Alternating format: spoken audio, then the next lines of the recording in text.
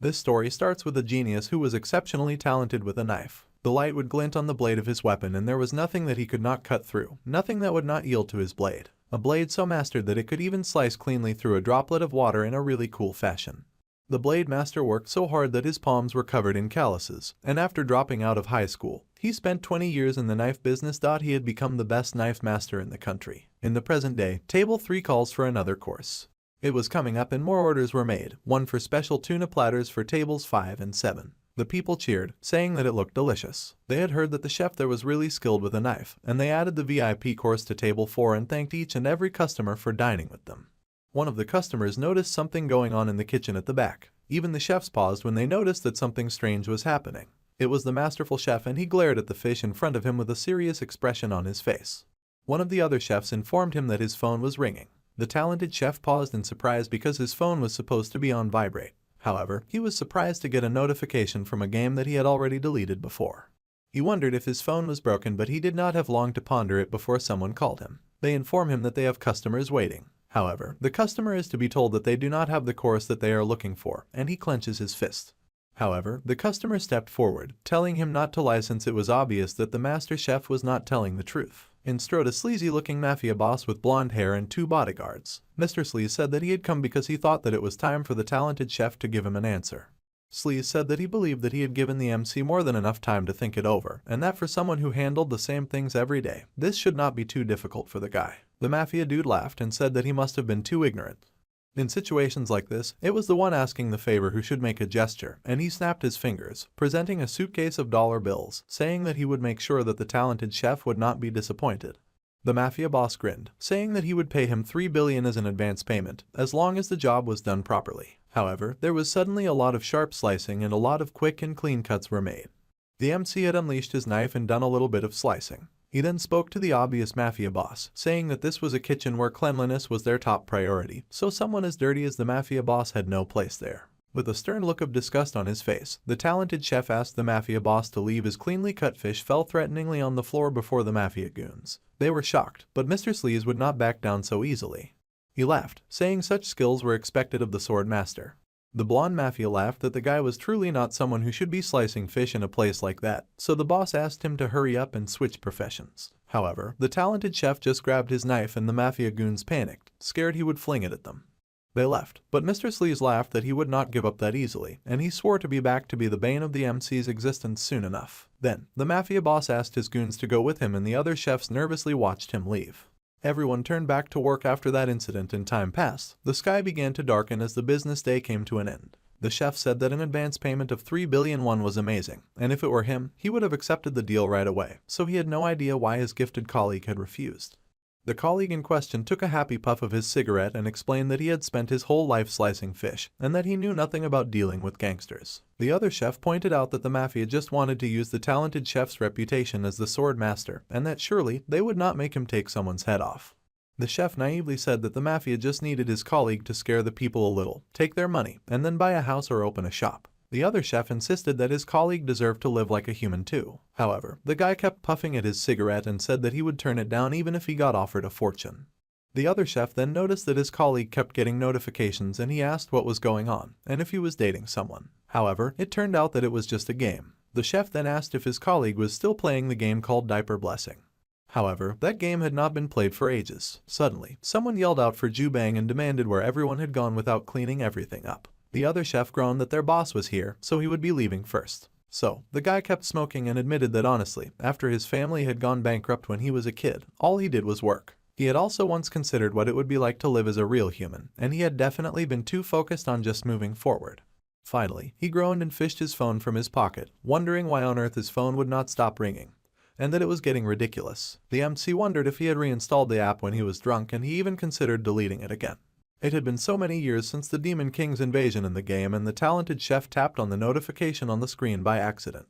He cursed when he opened the app and music began to play. The screen showed a smirking girl with waterfall blue hair as the music got louder. The flashy background music was just as the MC remembered even after all this time, and he admitted that the female characters were still as pretty as ever. Suddenly, something weird started happening with his phone, and he noticed that his phone was glitching. Suddenly, he was then consumed by a bright light, although he was greatly confused by all that was happening. The other chef popped back outside to call his colleague and tell him that the boss wanted to see him.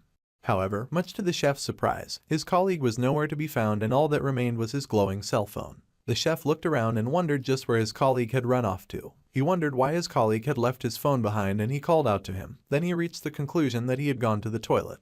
So, the chef walked away, leaving the phone behind, unaware that the phone screen had a new display that said that the transfer was 100% complete. There is no backstory to this tale, and it starts with 2 fingers reaching for a phone. The game was a typical pay-to-win model with an auto-hunting system, and the advertisement stated that the storyline was surprisingly worth checking out. It was a generic mobile game that needed no further explanation, and it was called Miracle Blessing. The game instructs the player to please click on the screen, and the narrator figures that we wonder why he even played that game. The answer was as simple as ever, and there was a blue-haired girl with golden eyes smirked cockily at the front. Beside her was another brunette with a blush and a smirk, and a feisty-looking girl with blonde hair. Obviously, the MC had played this game because the appearance of the female character was to his taste. The main character had ended up swallowed by the game, and he had never spent a penny of in-game purchases or played through multiple cycles, and had not even finished the game. However, the unfortunate guy had not ended up in the game as a playable character, and he had not even manifested as an NPC. The unlucky main character instead found himself getting reborn into the body of a background character whose location was unknown. The suffering protagonist was born into the body of a background character. He bit harshly at the hand of fate that had dared to place him there. As the background character, the dude's name was Kang Jeong-ma. As the MC walked past, he ended up bumping into the shoulder of another person. The virgin was shocked to have bumped shoulders with a woman. However, he explained that the situation was not how it appeared, and that anyway, even as he asked the young lady if she was okay, she stammered that she was fine and that she was sorry for the inconvenience. Fortunately, the setting of the Miracle's Blessing was in Korea. Names, locations, geography, even the speaker announced on the train that the next station was Mapu Mapu Station, and the polite dude explained that there were only minor differences of 1 or 2 characters, but it was still similar. Thanks to that, the MC was able to adapt easily, and he had been just a normal teenager. At least, he had been for a year, and he lived there, forgetting whether the world he was in was reality or a game. Experiencing an ordinary teenage life that he never had in his past life was all that he dreamed of, and he enjoyed living a very ordinary secondary life. That was until he had returned home to some devastating news. He announced that he was home, and heard someone call out to his mum. Suddenly, someone declared that he was the pride and joy of the Seori Kang clan, and his parents excitedly held up an acceptance letter, showing that he had been admitted into the Hawakin Academy. Our guy was absolutely stunned to see such a letter and laughed nervously, asking his parents to kindly not bring out such a letter, but they scolded him and asked what he was talking about. His parents went on excitedly yammering about how no matter how many times they read the letter, they were super proud of their son and they thought that they had done a great job raising their child.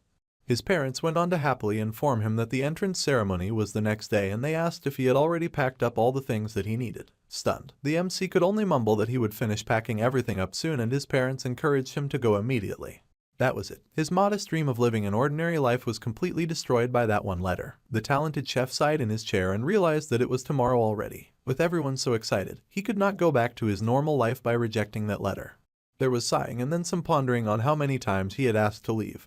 But it had not made much of any difference. Just thinking about it made him feel tired, exhausted in fact, and he glanced at a picture on his wall, knowing he was exhausted because of the person in the picture. That person was the background character whose body he was now stuck in, and the MC could not understand how a background character had managed to get accepted into that prestigious school. However, what happened was that, before our boy had possessed his body, the background character Kang Jeong-ma manifested his blessing by immediately passing the entrance exam for Hawakin Academy. The situation was confounding, and the talented genius could not help but wonder if the background character was some kind of genius or something. A blessing, a bright power, often used by humans as a special ability, and it had the same concept as a game skill with it manifesting in various different forms. However, not all humans had divine protection, because it was mostly genetic. Getting a blessing heavily depended on the presence or absence of blessings in a person's family line, and the society itself was divided into ranks called noble, commoner, and privileged. This was created to maintain the power of the elite at Hawakin Academy. Although the academy was founded under the pretext of hero training, in truth, it had long been a school exclusively for the upper-class hero families. Until recently, a special admission system was introduced for non-heroic families, and the dude, who was stuck in the body of Kang Jeong-ma, was accepted as one of those special admissions. However, this of course begged the question of why heroes were needed in the first place. Well, the answer was simple, and a bright red light hovered in the sky casting dark shadows of horrific creatures over the earth. Heroes were usually needed because of monsters, otherworldly beasts that possess powers far beyond any human skill. It was a probability, but the MC has to make it clear that such a thing is not his reality. A hero training school is to prepare for war. It sounds different, but if he had to go through re-enlistment, that is exactly how he would feel. He groaned as he considered the misfortune of his body getting a blessing. He tried to check it out, but the status window still looked pretty weird, saying it was a painless blessing that could be activated in 30 seconds with a 12-hour cooldown period. Still, he focused and tried to figure out his body's manifested ability, which was stated to be painless. My guy did not completely understand what that was supposed to mean. The lazy dude groaned and wondered how he had gotten accepted with something like this, and he got depressed just looking at it. Then, he figured this was the blessing that he received when he possessed this body, the blessing of the sword god. It had an infinity activation time and 0 cooldown time. It activated only when the sword's length was 30 centimeters or less, and the width was 5 centimeters. Our guy was kind of stunned at the ability and wondered if someone was playing a trick on him with this. It was an ability that he had not seen in the game, and the content was so simple when compared to elaborate nomenclature. The status window said that it would cut if he struck, and writing something that obvious as an ability seemed weird to him. However, what stood out the most was the weird activation condition. It spelled out the exact sword length as well as the width, which was the perfect size for a sashimi knife. So, the MC wondered if there was a fencing game here too. He groaned, having no idea what the heck the game wanted, and life just did not always go the way a person wanted it to. Finally, the reluctant student was done packing. Then, his eyes snapped open as he recalled that he almost forgot to pack his equipment. Come to think of it, when he played the game, the character's equipment was as expensive as ever. Even the lowest E-rank gear cost millions, and an average C-rank gear was worth hundreds of millions. While S ranks were treasures in their own right, the tuition alone was exorbitant, and the dude did not want to spend money on an entrance that he was being pushed into. For the entrance screened, it was written there that if he did not pack something, then he would be marked from the first day. The lazy MC sighed heavily as he pondered his options, and he decided to go to Dexo. Placing his hands in his pockets, he stood and walked off. He recalled his first teacher's habit of insisting that Japanese knives were worth over 100. Now that the nostalgic dude was thinking about that old geezer, he recalled how the old man would say that a master did not blame their equipment. Time passes and someone calls out to the black-haired dude, calling him a new kid. Our boy is dressed in a uniform and unimpressed by the people calling to him. The other speaker is a big guy with a mohawk and an angry look on his face, and he is completely offended by the weapons that the MC submitted. The black-haired new student had brought with him a nice assembly of sashimi knives, all freshly bought at a great discount. It was the day of the entrance ceremony and he was going through a weapons screening. Every year, the instructor knew that there were pranks from upper-class children, so the instructor needed to establish authority from the start. The mohawk guy yelled and asked if the students thought that the academy was a joke.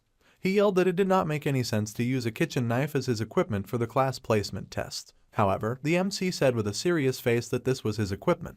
The mohawk dude was confused, and then he yelled once again. However, someone called out to the instructor. It was the black-haired new student, of course, and he explained that he was just a special admission student from an ordinary family. The tuition alone must have been a huge burden on his parents, and now the instructor was asking him to provide expensive equipment. He pointed out that he would never do such a disservice. The instructor noted that the color of the guy's name tag did indeed mark him as a special admission student, and it was true that the academy's tuition must be a significant burden for students who are not from the upper class.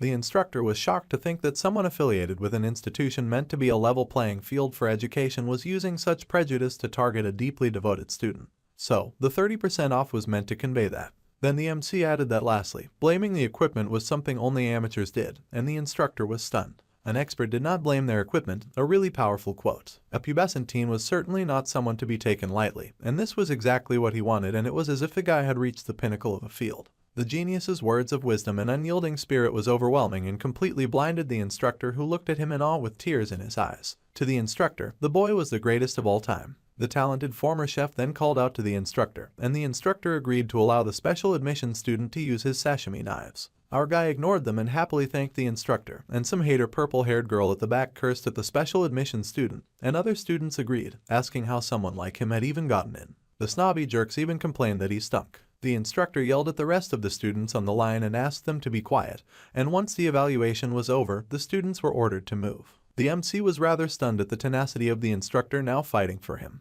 The instructor yelled that he could be an angel or devil depending on how the students acted, and he asked if they understood, to which they replied yes. Meanwhile, our guy raced away in fear that this might give him post-traumatic stress disorder. With a deep sigh, the MC admitted that he needed a break, and he rested on a bench. As expected, it happened, but experiencing it firsthand feels awful. At least, the equipment evaluation was done, and he had made it through the entrance ceremony. The only thing left was the class placement test, and he was already exhausted. He paused to think for a moment, but he had come this far and it was too late to give up now. This was the school that he would be attending for the next 3 years, the Hero Training School, Jokwon Academy. Just as suspected, the school was completely different from what he saw on his screen. If he was to exaggerate a bit, then he would say that the school was about the size of a small city. It was pretty cool and it was a great and privileged opportunity to study at a school attended by the upper class people. Thinking back to his past life in the district, he'd had to drop out of high school due to family circumstances, and he wondered if this was really happening. The placement test would happen soon and the announcement reached our guy where he was lounging. New students were told that they must assemble at the training hall by 3 in the afternoon. It is surprising that such an announcement was made so soon. The entrance examination had already been passed, but the placement test was important. A test was a test, so the MC had to get used to it, and he held up his sashimi knife with pride. Now that the genius thought about it, he had not used a knife once since he had gotten there and there was nothing he could do. His former trainer had once told him that he must never let go of his sword, and that he must sleep with it in his hand if it came to that. It was another of his teacher's habits, and the stuck-in-the-past clown smiled as he recalled 20 years of living by the sword. A year of rest could not possibly dull the student's skills, and the sharp dude rubbed at his sashimi knife, testing the weapon. The talented fighter unsheathed the knife a little and tapped on the blade to test that out too, and he smiled at what he had found, saying that it was not bad. He then decided that he would try cutting a leaf, and he slid his knife out of the sheath as it began to charge with power. The equipment he held in his hands met the conditions to activate his special power, and the sword god blessing was then activated. There was a blinding flash and a large explosion, with the status window then informing the MC that his physical body had a level that was too low to withstand the power of the special skill. He was shocked by this announcement, as he heard that the level of the equipment he was to use was also way too low. The status window then told him that it would use suppression to synchronize the equipment with the user. He was shocked since he had just drawn the sword, but that was enough to activate the special ability, much to his horror. Level 1 activation was now complete, and the status window told the gifted dude that the blessings of the gods would be with him. The MC's eyes widened in horror, and there was a sharp charge as the blade in his hand suddenly flooded with overwhelming power. He cried out as he was flooded with energy, and he panicked, knowing that at this rate he would die, and dying was unacceptable.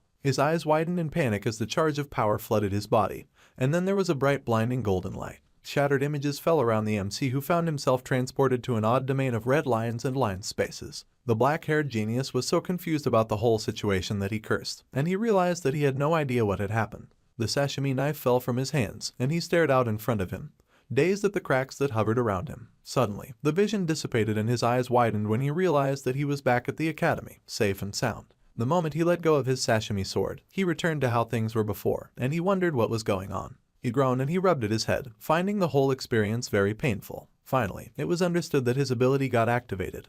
But the sword god's blessing surely should not have made the entire world seem torn apart. It was hard to understand how and why such an intense pain had come about, to the point that he felt it in his head and he wondered if it could be a backlash. The painless blessing only caused a mild muscle soreness after use, and if every activation felt like this, then this might be a skill that the dude just could not use, and he glared at the fallen knife with great disappointment. Once again, the announcement rang out for new students to assemble at the training hall immediately, and the MC sighed. He wondered if it was okay for him to even try to pick up the knife again, since he could not just leave it lying on the ground. Perhaps it had hurt like that because it was the first time, and the dude continued to gas himself up to touch the knife. He told himself that it had to be okay, but his hand trembled as he reached for the weapon. He finally grabbed it in his hand, but then screamed that it was not okay when once again sparks began to fly and the dude felt electrocuted by his own ability. The other students turned in surprise to hear the man loudly cursing. Later, at the training hall, all the new students were gathered and were in awe at the giant auditorium. They walked around, admiring the place and murmuring with their various acquaintances. Even the big guns and parents talked to each other, boasting about the cost of enrolling their children.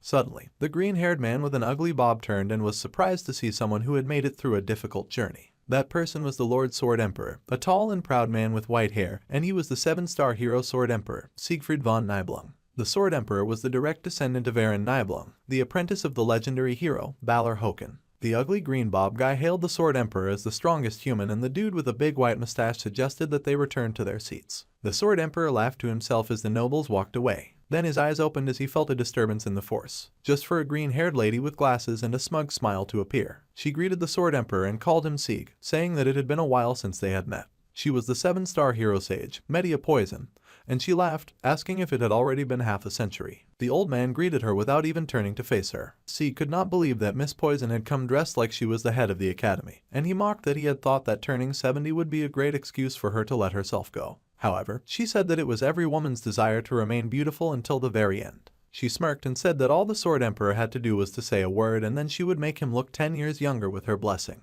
However, the Sword Emperor responded that even though she was turning 70 in a few days, she still had not grown up and that people should value their character above all. The Sword Emperor was very stoic, and Miss Poison giggled, calling him an old fogy. She even laughed, asking how he could be the same as he was half a century ago, and he called her an old hag out of annoyance. Miss Poison snickered, saying that she must say that he was an old bore that had changed a lot, since he was even coming to a place like this. The old man had used to despise mixing with people of that elitist mindset, and the Sword Emperor did indeed look down on the boasting nobles who were yet to take their seat. Miss Poison smirked and teased, saying that the old man's granddaughter must be quite beautiful. The old man said nothing in response, refusing to respond to such a taunt. Besides, it seemed like the placement was about to start. Many students had gathered and were just casually chatting with themselves. There was a lot of getting to know each other, and mixing and matching, while the dude stood awkwardly in the center with no friends whatsoever. He then wondered if he was the only present with black hair, and he stood out like a sore thumb. To make things worse, he was also a special admission student, and 100% an outsider in this crowd.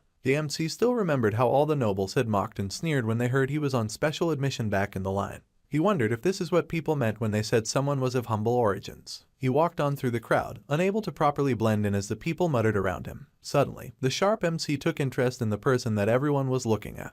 It was a lady with flowing blue hair that caused blush to blossom on cheeks as she passed. Just as he had suspected, that girl studied in this academy as well. As she walked, the sound of her shoes made a tapping sound and all eyes were drawn to the lady with long soft blue hair and a hard golden glare. She was none other than Abel von Nibelung, the granddaughter of the Sword Emperor and the game's main heroine. She was also the reason the MC had spent so much money on this game. Subspace was created by the legendary hero, Balor Joquin, along with the establishment of the academy, and it is an alternative space from reality. The damage and pain experienced there feel real.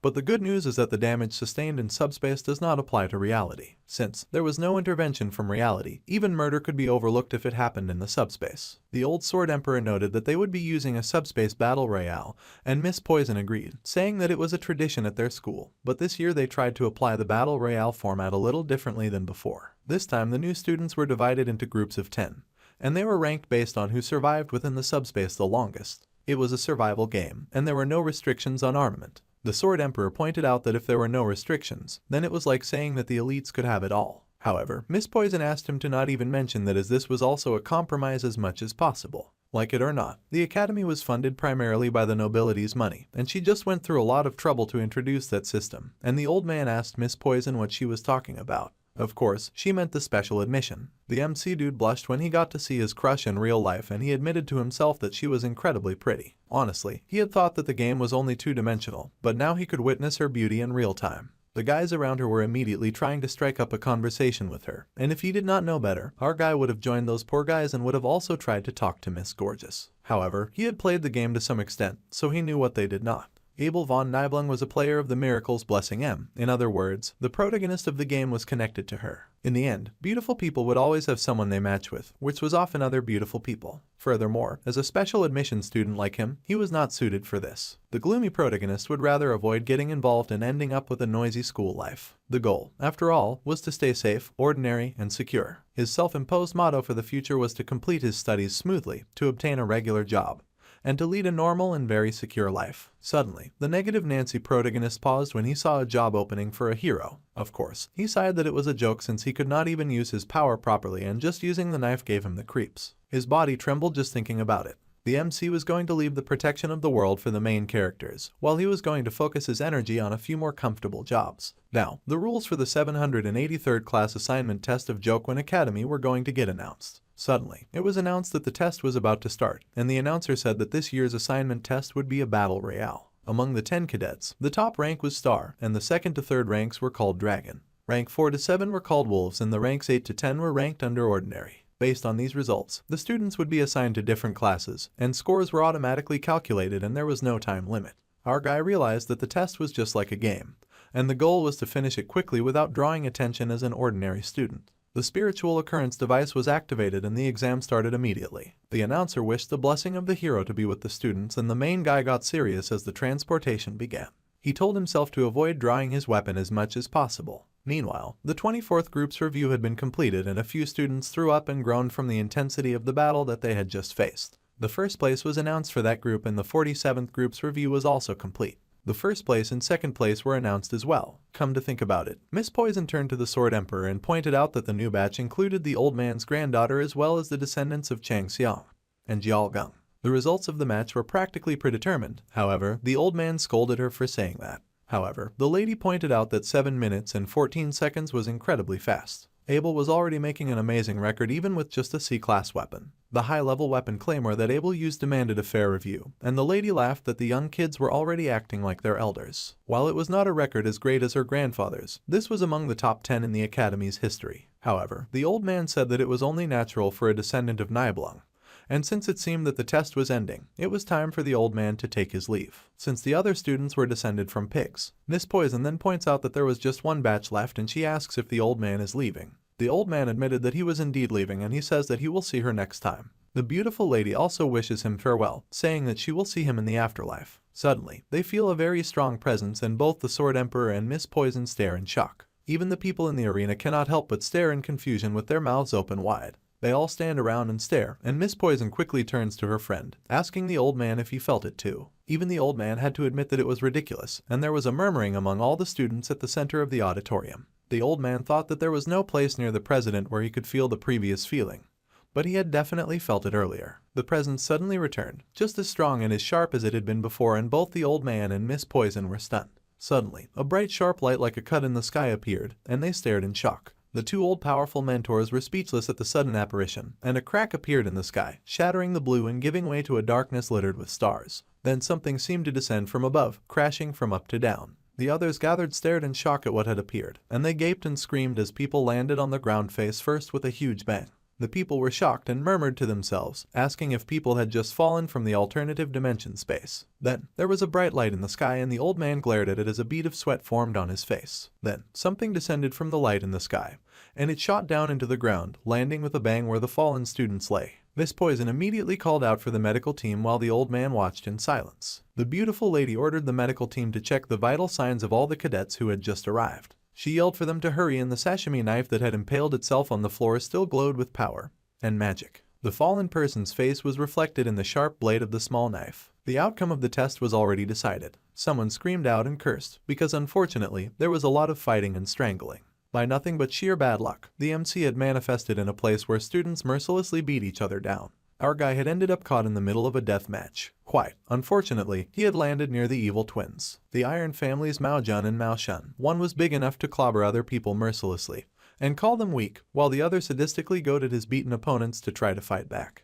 Despite their natural talent, the evil twins' brutal, violent, and duality was almost boundless. Those were deliberately playing with their opponents for 30 minutes, and the gloomy protagonist had the bad luck of landing near them. Jiao wondered if he looked so weak that the evil twins had not even noticed him standing there the entire time. The smaller twin looked disappointed at his opponent and asked why the student was dead. He tossed the student like he was trash and mumbled that it was boring. Then, he paused to do a bit of calculating on his fingers, and the twin realized something was off. He asked his darker-haired bro if he had caught a few of them, and his bro was casually wickedly pressing his boot down on a student's neck. Then, the twin with fairer hair realized something. The bigger, darker-haired twin admitted that he had caught almost all of the students, as he crushed the one he'd been torturing under his heel. His brother protested, saying that it was so annoying. The fairer-haired brother pointed out that his brother had already caught 4 of them, and the darker-haired twin laughed, apologizing and pointing. The darker-haired boy pointed out a girl with red hair and offered her to his fairer-haired companion. The girl trembled when they set their sights on her, and the fairer-haired brother rejoiced, saying that he would give his brother credit.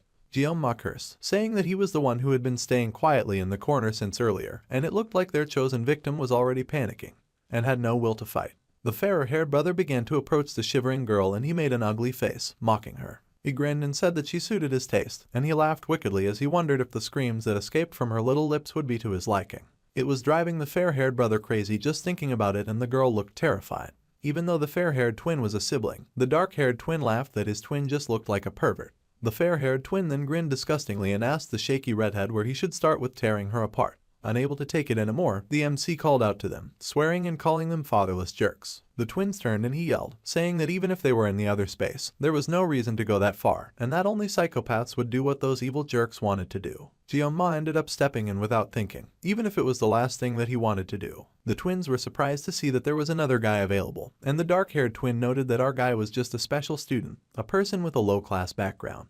Knowing this, both the twins grinned wickedly, and the fair-haired twin stepped forward, saying that he would quickly take his new opponent's head off. His dark-haired twin agreed. The fair-haired twin geared up, grinning maliciously, and his twin brother spoke up, saying that because the MC had insulted them, he wanted his new opponent's tongue. The cowardly protagonist panicked as he realized that he was now in a very tough position, and he wondered if he ought to use the blessing of the void at this moment. However, the twins had been desecrating corpses for 30 minutes, and avoiding pain for 30 seconds would not make any difference for him. He had to think out of the box, and then Jeonma had an idea. He recalled his Sashimi power, but of course, he was hesitant. After all, if he wielded a blade, the blessing would surely manifest. The blessing of the sword god, although he only had negative memories of it so far. Our guy only wanted a safe, ordinary, and secure life, and it had not even been half a day since he chose that life. If he drew his knife now, he could kiss his dream life goodbye. He cursed, and the twins watched him in confusion. He reached his hand into his bag and yanked out the knife, as the twins watched in confusion and part wonder. They then cursed when they saw the temporary hero pull out his glowing weapon, and even the girl he was trying to save was surprised. The thing was that the twins did not take Jeonma's weapon seriously at all because it was so small, and the fair-haired twin charged, calling his new opponent funny, so he swore to make his opponent's death as painless as possible. The fair-haired twin roared and cursed at the MC, saying that he would start by smashing his head in. The fair-haired twin leapt, and our guy stared up at the jumping giant in alarm. This was not the kind of situation where the indecisive protagonist could be picky, and he only had 30 seconds, so he needed to hold on. He figured that this would at least work for something. He placed his hand on his sword and activated his power. The painless blessing had an effect of only 30 seconds and a cooldown of 12 hours, and it had to be used very wisely. Then, he activated the blessing of the sword god when he pulled his Sashimi knife, and the no-pain blessing helped to neutralize the amount of pain he felt while using his other ability. The fair-haired twin laughed, mocking his temporary opponent and asking what he could possibly do with a kitchen knife in battle. The fair-haired dude cursed at the MC, and our guy knew that if he could not cut his opponent, then he would surely die. He had to use his small knife against his massive body charging at him, and he gritted his teeth as he prepared to fight.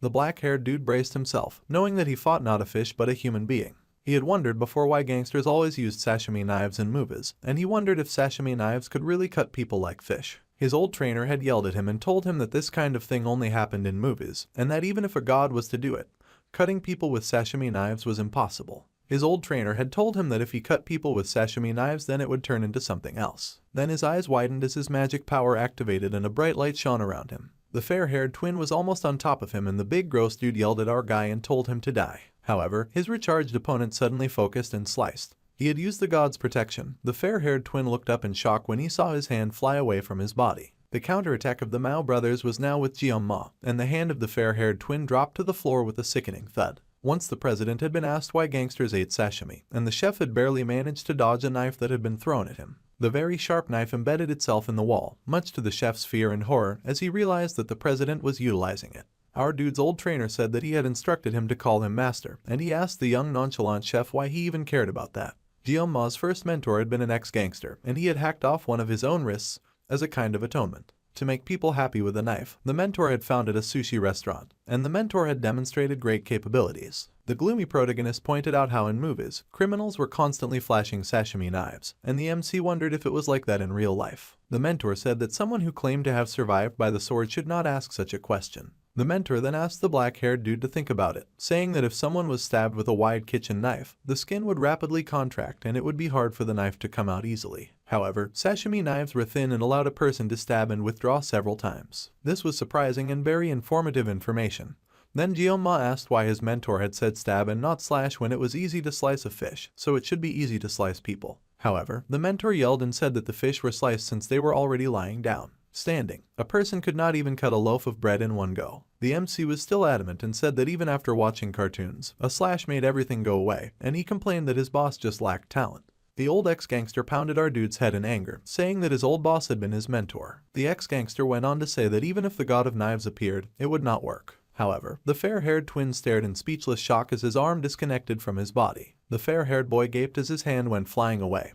Even his brother and the girl who had been rescued were speechless. Then, the dismembered arm hit the ground, and the fair-haired twin screamed his agony. He cried and cursed and writhed in many languages, and the fair-haired twin grabbed his arm and cried out for his brother. Tears gathered in the brute's eyes, for he was in so much pain. The boy kept crying and sobbing about the pain, and the MC stepped forward. The fair-haired twin panicked and told our dude not to get any closer. He fell on his ass and waved his arm around in fear. Still, Jeonma advanced, and then the coward turned behind him, shouting out for anyone who could help him. The fair-haired twin ran blindly with tears in his eyes as he cried for anyone to come to help him. His twin brother was so shocked by what had happened, and the fair-haired twin called out to his brother, stretching out his hand and begging for assistance. The fair-haired twin cried and cursed the MC hard, and he shouted, asking his brother to hurry and help him. However, before he could reach his twin, there came another deadly slice, and the fair-haired twin lost his head, right in front of his brother who was still very stupefied. There was a large splash of red as the fair-haired twin lost his head, and his body hit the ground with a thud. The dark-haired twin began to sweat with a mix of fear and horror. He stared at the blown wide eyes of his sibling as his head lay gruesomely on the floor. The dark-haired twin was speechless for a moment. Then he yelled out his brother's name in horror. He had been in so much disbelief that he had not been able to move, and as he screamed, the genius MC caught his breath. The redhead was stupefied at her hero's skill, and the dark-haired twin made himself calm down. This was the void space, and nothing that happened there could affect reality, so there was no way that his brother had died by the knife. Even so, the dark-haired guy had no information on our guy who had just attacked them. The dark-haired twin was not sure what that attack was, but it felt like someone was clumsily using a knife for the first time on a human. The dark-haired twin had to steady his heavy breathing and trembling, as he reasoned that it could be a coincidence and that Jeon-ma had just gotten a lucky shot. The dark-haired twin was now sure that he just needed to be careful when facing the knife. He was sure that his twin's loss had been caused because the fair-haired twin had been too irresponsible. So, the dark-haired twin was going to take things seriously. The dark-haired twin fired up, yelling that his weapon displayed its true might when he used it with two hands. The dark-haired twin fixed the machine hand that belonged to his brother on his own hand, and he used the blessing of resolution, defense, and amplification. He also used the blessing of intervention, increasing his jumping ability by 200%. The spiritual blessing led to increased fist power, and the dark-haired twin grinned wickedly as he had successfully activated a manifestation that had 3 benefits simultaneously. The dark-haired twin shouted that these were rank benefits that even the gods could not imagine. The dark-haired twin grinned and said that he did not know where our guy had gotten his magical cutting knife, but even an S-rank weapon could not pierce his new fists of power. The dark-haired twin laughed that he was different from his brother. Meanwhile, the main character was silently counting. The dark-haired twin yelled that the MC had been standing about like an idiot before a few moments ago, and he launched at his opponent with a wicked punch, shouting a question on whether the gloomy protagonist was mumbling about his will or something. The dark-haired twin grinned maliciously as he decided to just smash Jeon-ma's head while his back was turned, and his body thrummed with energy as he prepared to release his punch. However, our guy kept counting down from 7 to 6 to 5, and the dark-haired twin was confused. Somehow, the dark-haired twin found himself falling to the ground with multiple sashimi knives piercing his body. The dark-haired twin groggily opened his eyes and saw his opponent was still standing above him with his knife, his eyes glowing as he continued his scary countdown. Our guy finally reached 1 and his body began to tremble. The dark-haired twin could not keep his eyes open any longer and he closed his eyes thinking of the word black. Meanwhile, Jeon-ma's countdown had finally reached 0, and the status window informed him that the effect of the blessing of immunity had come to an end. He then cried out in agony as the strength of his own power overtook his body. He was like a black ghost. When the MC managed to open his eyes again, he blinked blearily at a sight that he could not recognize. He had stared ahead in confusion as he had woken in soft sheets, and he wondered if he had woken in a hospital. He managed to sit up with a small groan, and someone opened the door as he settled himself. Imagine his overwhelming surprise to see a man who suddenly announced that our guy had opened his eyes. Suddenly, there was a bit of a commotion as 2 feet made their way to him. The lazy genius found himself looking at a face that he had never seen. But somehow the face was familiar. 50 years ago, the person who destroyed the Demon Lord's 6th Legion commander was none other than the 7-star heroes, and he had 2 of them before him, the Old Sword Emperor and Miss Poison in all her beautiful glory. The old man stared down at him and the MC recognized him as the strongest of humanity, Siegfried. Meanwhile, the bright bubbly lady who asked if he was doing okay was the Academy Director, Media Poison. Our guy was horrified as he wondered why these very important individuals were in his room. They asked him for his name, and he introduced himself as Jeon-ma. The old man then said that it was time to get to the point as he repeated our boy's name, and then asked what on earth the hospital victim had done. The sensation at the time that the MC had used the weapon. Although the sensation did not belong to Jeon-ma, it was obvious that the sensation had come from him. Jeon-ma was silent and then he glanced up at the two. He looked specifically at the strongest of humanity who wielded a mighty sword, and the MC reasoned that there was nothing good to be gained from being targeted by that monster at a time like this. Even though it was a void space, the genius protagonist said that he had judged that some of the actions of the other students had gone too far. Nevertheless, he believed that his actions were excessive and he would accept any measure or treatment without complaint.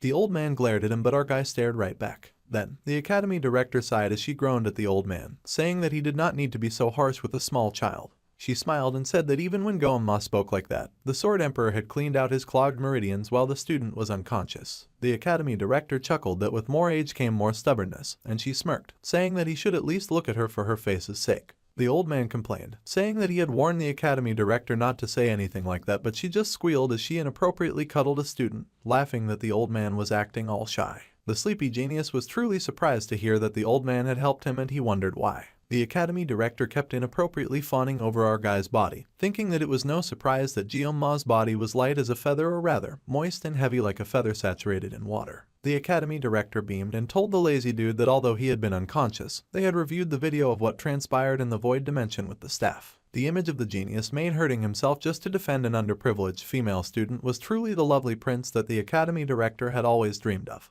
The academy director gushed and said that Jeonma was the hero himself. Meanwhile, the old man finally cleared his throat in protest. The academy director fumed, but she gave in while the old man just pointed out that he was advising her to keep her dignity. The academy director gushed that she was just stating that she would not make an issue of the MC's actions during the test, so he did not need to worry. To be honest, the twins were admitted after currying favor with the academy's elders from the Mao family, and they had stated that they would withdraw themselves. He was surprised to hear this, but that was a great relief, since it appeared they would not have to share school life together. Then, the academy director said that they had come to tell him, and the grateful protagonist thanked them for the information. However, the academy reactor was no one, and she informed him that he was now the top student, and they happily congratulated him. However, the MC was horrified to hear this news. He gasped in horror as his dream of a peaceful, safe, and secure life had once again begun to crumble. The great big prestigious academy glowed in the afternoon sun. Chilling in a room, the beautiful academy director let out a sigh. She smiled, saying that she had been the head of the academy for over 2 decades, and yet this was the first time that something like this had occurred near her. The position as the top student was instantly rejected, much to the shock of Miss Poison and the old Sword Emperor. They had advised him to rethink, of course, asking if he understood what it meant to be in the star class. The Sword Emperor had even been sure that he had not heard our guy correctly. Even the elders had been furious that Jeonma was made top of the class. The top student was determined based on the subspace's direct results, and the MC paused to consider it for a moment.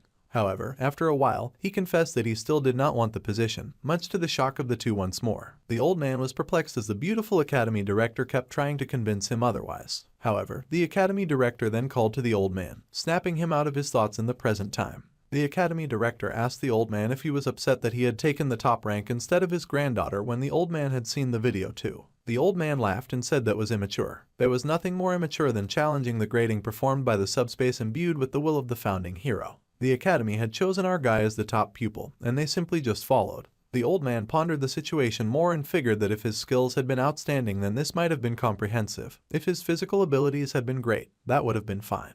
If Jeonma's experience had been better, it would have been believable too. However, from a male till in his teens, our guy had displayed an exceptional amount of skill and precision when he had taken down his 2 opponents. It was a blast of power like nothing they had ever seen before. The emotions that the old man had seen were like the MC had embodied the notion of the skill, and the old man wondered what he had been pursuing all of his life. The old man thought that the large display of power represented the ultimate of swordsmanship. However, the old man had also sensed incongruity when he had unblocked the boy's acupoints, and the teen's feeble body had not yet received proper physical training. It appeared as if something was stored, something that should not even be stored within the young lad's body. The old man sighed at his deep thinking, knowing that at this age, he was still quite competitive, especially towards a boy of the same age as his beloved granddaughter. The academy director was still talking, and she mentioned how the MC was also quite attractive, and the way he killed opponents to save a woman in danger was extremely astounding. The academy director was baffled and wondered if she could ever pull off something like that even when she was 10 years younger, and it seemed impossible for her to do at her current age. She then grinned and asked the old man what he was thinking about.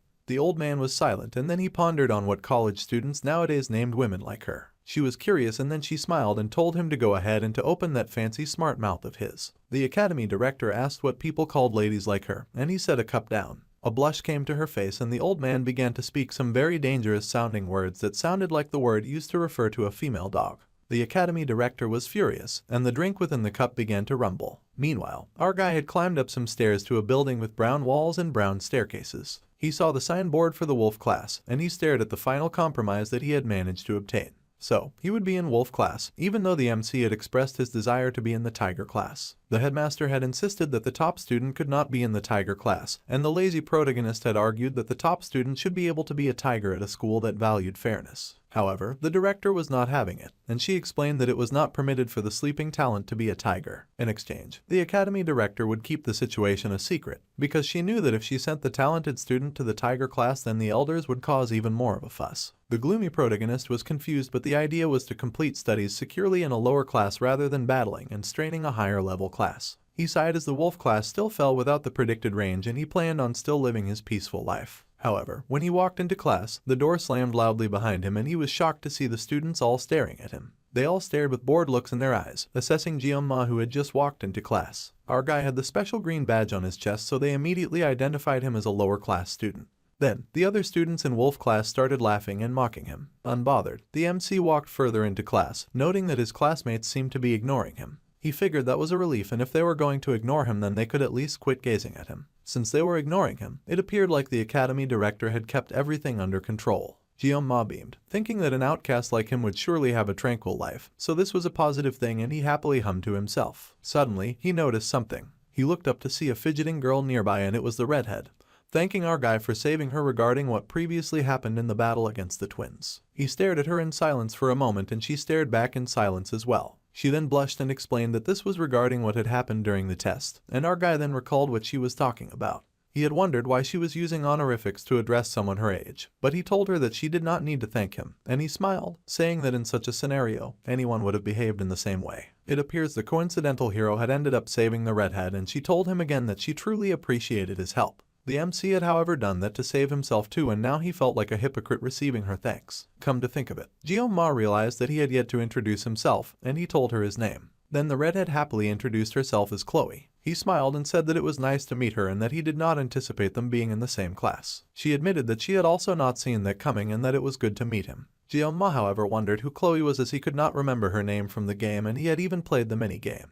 It seemed, considering that the core narrative involves combating demons in the latter meeting, that introducing a new character at this time felt a bit too soon. Our guy then noticed something again. He reached the conclusion that there was a high possibility that Chloe was just a support extra, just like he was. He then beamed and asked her to kindly keep the incident from the exam a secret, and she was surprised by his request, but she agreed. Then, Red said that if it was not too much trouble, then she would like to ask for a favor. However, before she could ask, a teacher came in and asked all the students to please take their seats, shocking Red. Jeonma smiled and said that they would talk later, and Red shyly agreed. The book was slammed on the table, and the professor said congratulations to all the new students who were being welcome aboard. It was the instructor from the gate, and he told them that they had all been chosen to take on the legacy of their brave forefather, Valor Jokwon, by standing here now. The instructor told them to embrace their pride, and then he introduced himself. The instructor was Lee Won-bin, and he was the wolf class instructor. Since it was the first day for many of the students, the instructor would begin with some basic physical exercises. The instructor grinned and told them to put on their workout gear and to meet at the training area in 30 minutes. One student raised his hand and asked what the instructor's physical training program would be. The instructor said that it was simple and that they would just do 100 push-ups, 100 sit-ups, and 100 squats. Then, they had to go 10 laps around the training area, and if they had no questions, then they should change into their gear and proceed to the place. Then, they were dismissed and the students agreed.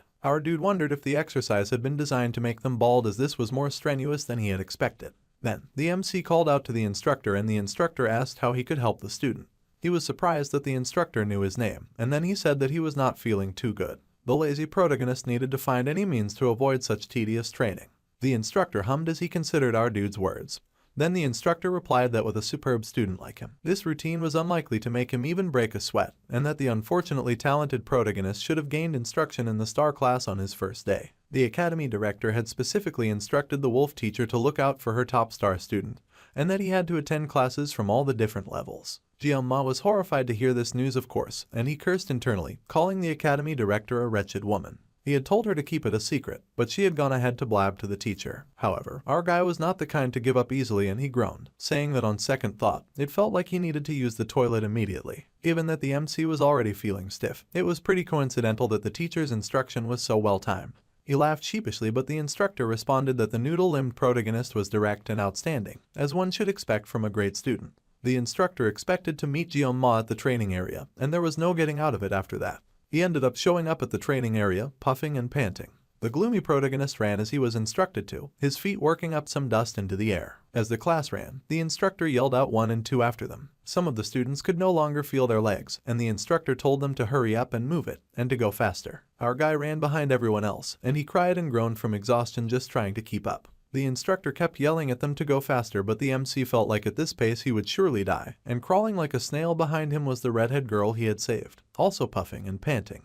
Red was worried and asked him if the training was too much for him since he did not seem to be doing very well. Ma was surprised by her question, but he laughed nervously that it was okay and that he would be alright.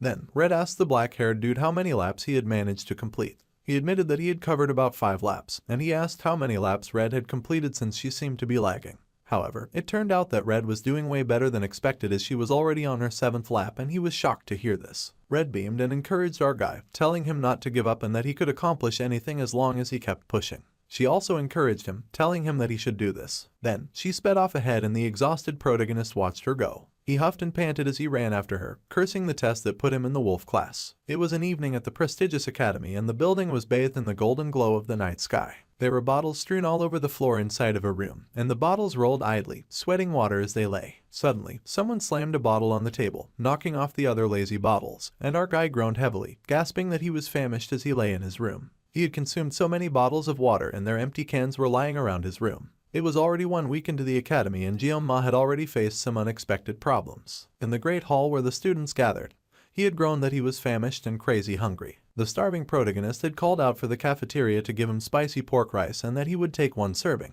Please. However, the cafeteria chef had zeroed their eyes on him and had shown our guy the glorious light of the ticket machine.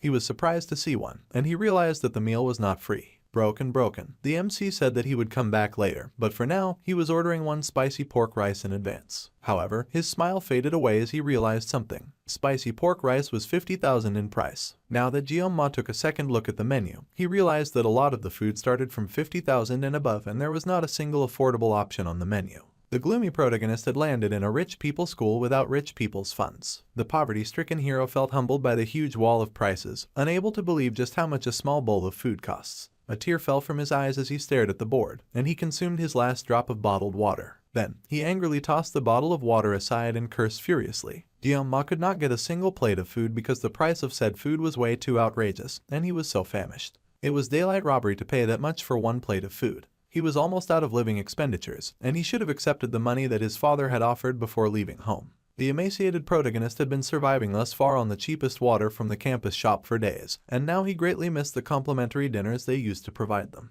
He grabbed the blankets and lay all curled up in bed. He needed to think seriously about something else and forget his hunger, and he wondered if there was a blessing. The exhausted protagonist checked out his blessings, and the status window informed him that his physical level had risen recently to level 12. The MC read through the list and he realized the more his physical level increased, the more the constraints on the sword would be relaxed. The blessing would only activate if the sword was the size of a sashimi knife, but he already knew that. Just thinking about his blessing summoned his status window, and he sighed with a small smile. The newly burly and muscular protagonist stood to admire himself in the mirror, as he realized that his body had become significantly more toned, so perhaps all of the training was not entirely a waste of time. The suffering protagonist wondered if he had magically bulked up thanks to the sword master activating his pressure points, and at this point, it was essentially evolution. However, the sword god's blessing had yet to spread beyond the confines of a sashimi knife, and our growing guy wondered if he could manage even a small sword if he kept developing. Then, the talented hungry genius glanced at his small sashimi knives, and he vividly recalled being afraid of holding a sword before the admission ceremony. However, now when he was not carrying a sword, his hands itched and he wondered if this was also a result of the blessing. He then rubbed his head and wondered why he was suddenly feeling so proud. Then, our guy turned when he heard a noise behind him and he asked who it was. The MC opened the door to his room and found Red standing outside the door. The flustered girl flushed to see the built guy's muscles, and she apologized, asking if she was interrupting him on his break. He was surprised to see Chloe outside his bedroom door, but he smiled and said that she did not interrupt anything since he had simply been lying down. Ma then asked why she was there. She smiled and said that she noticed that the MC had not been to the university cafeteria that week. Red asked if he had been feeling unwell, and he just laughed, saying that he normally did not consume meals prepared by others. In truth, he truly enjoyed meals cooked by others and he was starving. She was surprised by his words and he assured Red not to worry about him. Then, Red said that if it was fine with our guy, then she was thinking of getting some things from the campus shop and having supper together. However, the protagonist quickly agreed, suddenly all dressed up, much to her surprise. He was, of course, happy to do anything for some free food, and he asked if she was suggesting that they eat supper together. She admitted that she was indeed suggesting that, and then he smiled that he was genuinely decent at cooking, so he would manage that aspect. Red raced after him, shocked by his behavior. He went to ask Red if her dorm was across the street, and since it was, then he would happily go with her. Later that night, the two had a very hearty meal and little shy girl gasped in shock, saying that the meal was so delicious. Jeoma smiled and said that he was delighted to hear that. It was not even something that a person just threw together, but it was really quick. The shy girl admitted that she had only ever cooked fish before, so she had not anticipated anything like this. Meanwhile, our guy stared down at the empty tray and then suggested that they check the refrigerator, which Red immediately agreed to do. By the way, the MC realized that the shy girl had really enjoyed the fish, and Red admitted that she came from a beach region. The gloomy protagonist said that was excellent because preparing fish was his expertise. Red was surprised and asked if this was true, and since the MC's hands had been itching to do something, he would refresh himself by slicing some sashimi. However, he only had one problem with this brilliant idea, and that problem was the sword god's blessing, which activated every time he touched his weapon. Jeoma asked if Red owned a longer kitchen knife, and she repeated his question with surprise. The MC said that as Red knew, all of his weapons resembled the swords in her kitchen, so using something else seemed a bit awkward. The little shy girl said that he understood, and then she called our guy as she somehow presented a sword and asked if this would do. The fish-slicing protagonist was rendered speechless at the sight of the katana, and he decided that he would just take the risk and use the kitchen knife. He would finish the chopping in 30 seconds before the pain activated. So, he pulled out his sashimi knife and Red watched him in awe. The blessing of painlessness was activated, and Red watched nervously as the MC used his ability. The talented genius had once been called the greatest swordsman in the country, so this was conceivable. The star chef protagonist then activated the sword god's blessing, and he got to slicing at the speed of light. It was a masterful work, and Jeoma got it done quickly because his life depended on it. He ended up completing the work in 21 seconds, and that was how long it took him to scale the sea bream, split the bones, remove the guts, and fillet the meat. The successful protagonist then beamed with pride, and Red gushed at the delicious artwork that he had made. The slicing of the fish was so brilliantly done that he was proud, and he would even call it a masterpiece. He was happy that he still got it. Red asked the MC how he was so adept at cooking, and our experienced guy smiled that he had formerly worked part-time at a Japanese restaurant.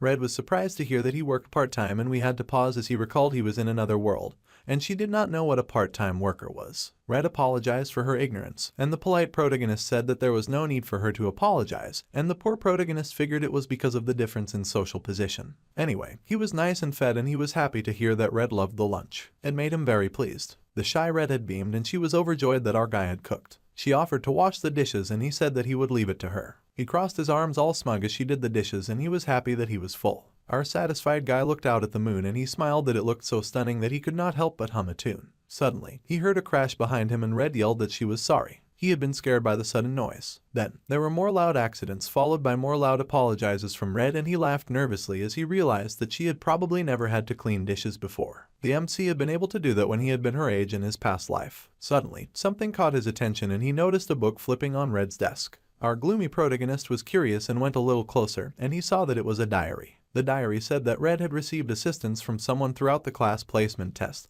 and that she would absolutely return the favor eventually. He thought it was such a rounded, cute handwriting with stickers, and he shamelessly picked up her diary as he considered putting it back in its proper place. After all, Red was simply a typical girl for her age. Suddenly, more diary pages flipped, and the MC was surprised that it turned. He then found that Red had written more about the dude who had saved her, which was him, and about how her heart was pounding and she could not bring herself to talk to him. The talented idiot smiled and thought that she was so cute, and realized this was the reason Red had been shy when talking to him. Jeoma then sneakily thought that he could keep reading the diary to see what else it said. Suddenly, the idiot then saw his name and then repeated pages and pages of Red's love declaration for him. The virgin was absolutely stunned by what he had seen, and he stared at the pages in speechless shock. Then there was a scream behind him, and our dude turned to see that Red had given up on doing the dishes, and she had in fact caught her rude guess going through her diary. Red then asked the colossal idiot if he had read her diary. Continuing on, we learn that the heroes in this world earned respect by defeating demonic beasts, and they increased their standing by gaining a global reputation.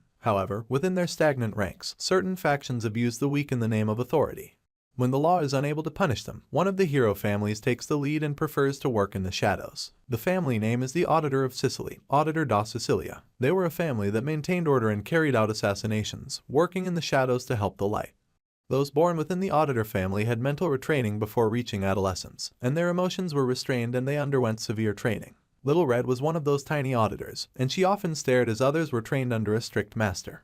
Little Red was brought before an exhausted bound man and her eyes widened as she realized exactly what her master expected her to do. The little assassin shook with the sword in her hand as she approached the bound man who was beaten and tied to a log. Little auditors were formed into cold-blooded assassination machines, and the age at which the girl first soiled her palms with blood was 15. She was Chloe Auditor de Cecilia, and she was told not to underestimate her abilities as an assassin. She had heard those words long before she became completely conscious of herself, and Red had accepted those words as a part of her. Dutifully, she would pull up her mask and engage in unrelenting training, distorting her nature and casting a gloomy shade deep within her heart as she was stained with the blood of her enemies. So, by the time Red's identity had been worn down, leaving only traces of emotion, she had reached the age to enter the prestigious academy. The academy was of course Jokwon Academy, where the students were placed in classrooms according to their aptitude. Though each student's talent was at least at the level of a dragon or higher, the members of the auditor family who thrived in the shadows were assigned to the common class by their family's decree. This was the agreement between the family and the academy. Red had been excited about starting her first day at an exciting new place. However, she could not forget that she had been instructed to re-protagonist undetected. And nevertheless, even throughout their 3 years of childhood, the family eliminated every individual's liberty. Red accepted her fate as an assassin and did not protest, saying goodbye to her happy school life. Ultimately, nothing would alter her path, or so she had believed until she had met a boy. Red had been surprised on the day that our guy had stood up for her. The gloomy protagonist had yelled and cursed at the bullies that tried to beat on her, and he had yelled for the monstrous twins to keep their hands off her. Even if death in the subspace battle royale was fake, it did not mean that there was no fear of experiencing death for the first time. However, Red had been shocked when a boy appeared from hiding. Red had been prepared to quietly face death and her predestined fate, and she had long since given up on meaningless struggles. Red had been trained to do so, and she had always acted in such a manner. Ultimately, nothing was supposed to alter her from her path, not even the sight of the ugly bully charging at the boy who tried to defend her. After all, it was her fate to be in the shadows like a proper little auditor. Of course, that was how Red had perceived it. It was as though the sun had broken through ominous clouds in a mind whipped by frigid gusts, and her eyes widened as a burning sensation swept through her. Red witnessed for the first time a sword that was used voluntarily, a sword for self-defense. The lad before her brandished his sword in her honor, and then Red recalled the children's fairy tale that she had read aloud under her pillow in secret. She had read a book about a brave warrior with a sword, a story that told the tale of the imprisoned princess in a castle. The story had also told of the prince that had come to rescue the princess, and Red could only see the MC as a prince. He was the prince from the narrative, a figure that appeared to save the captured princess. Red's chest tingled and her cheeks became crimson, as an unidentifiable vague feeling surged through her. Chloe had then pondered as this was the love that she had always read about, and her hands rested on her cheeks as she watched the gloomy protagonist in adoration.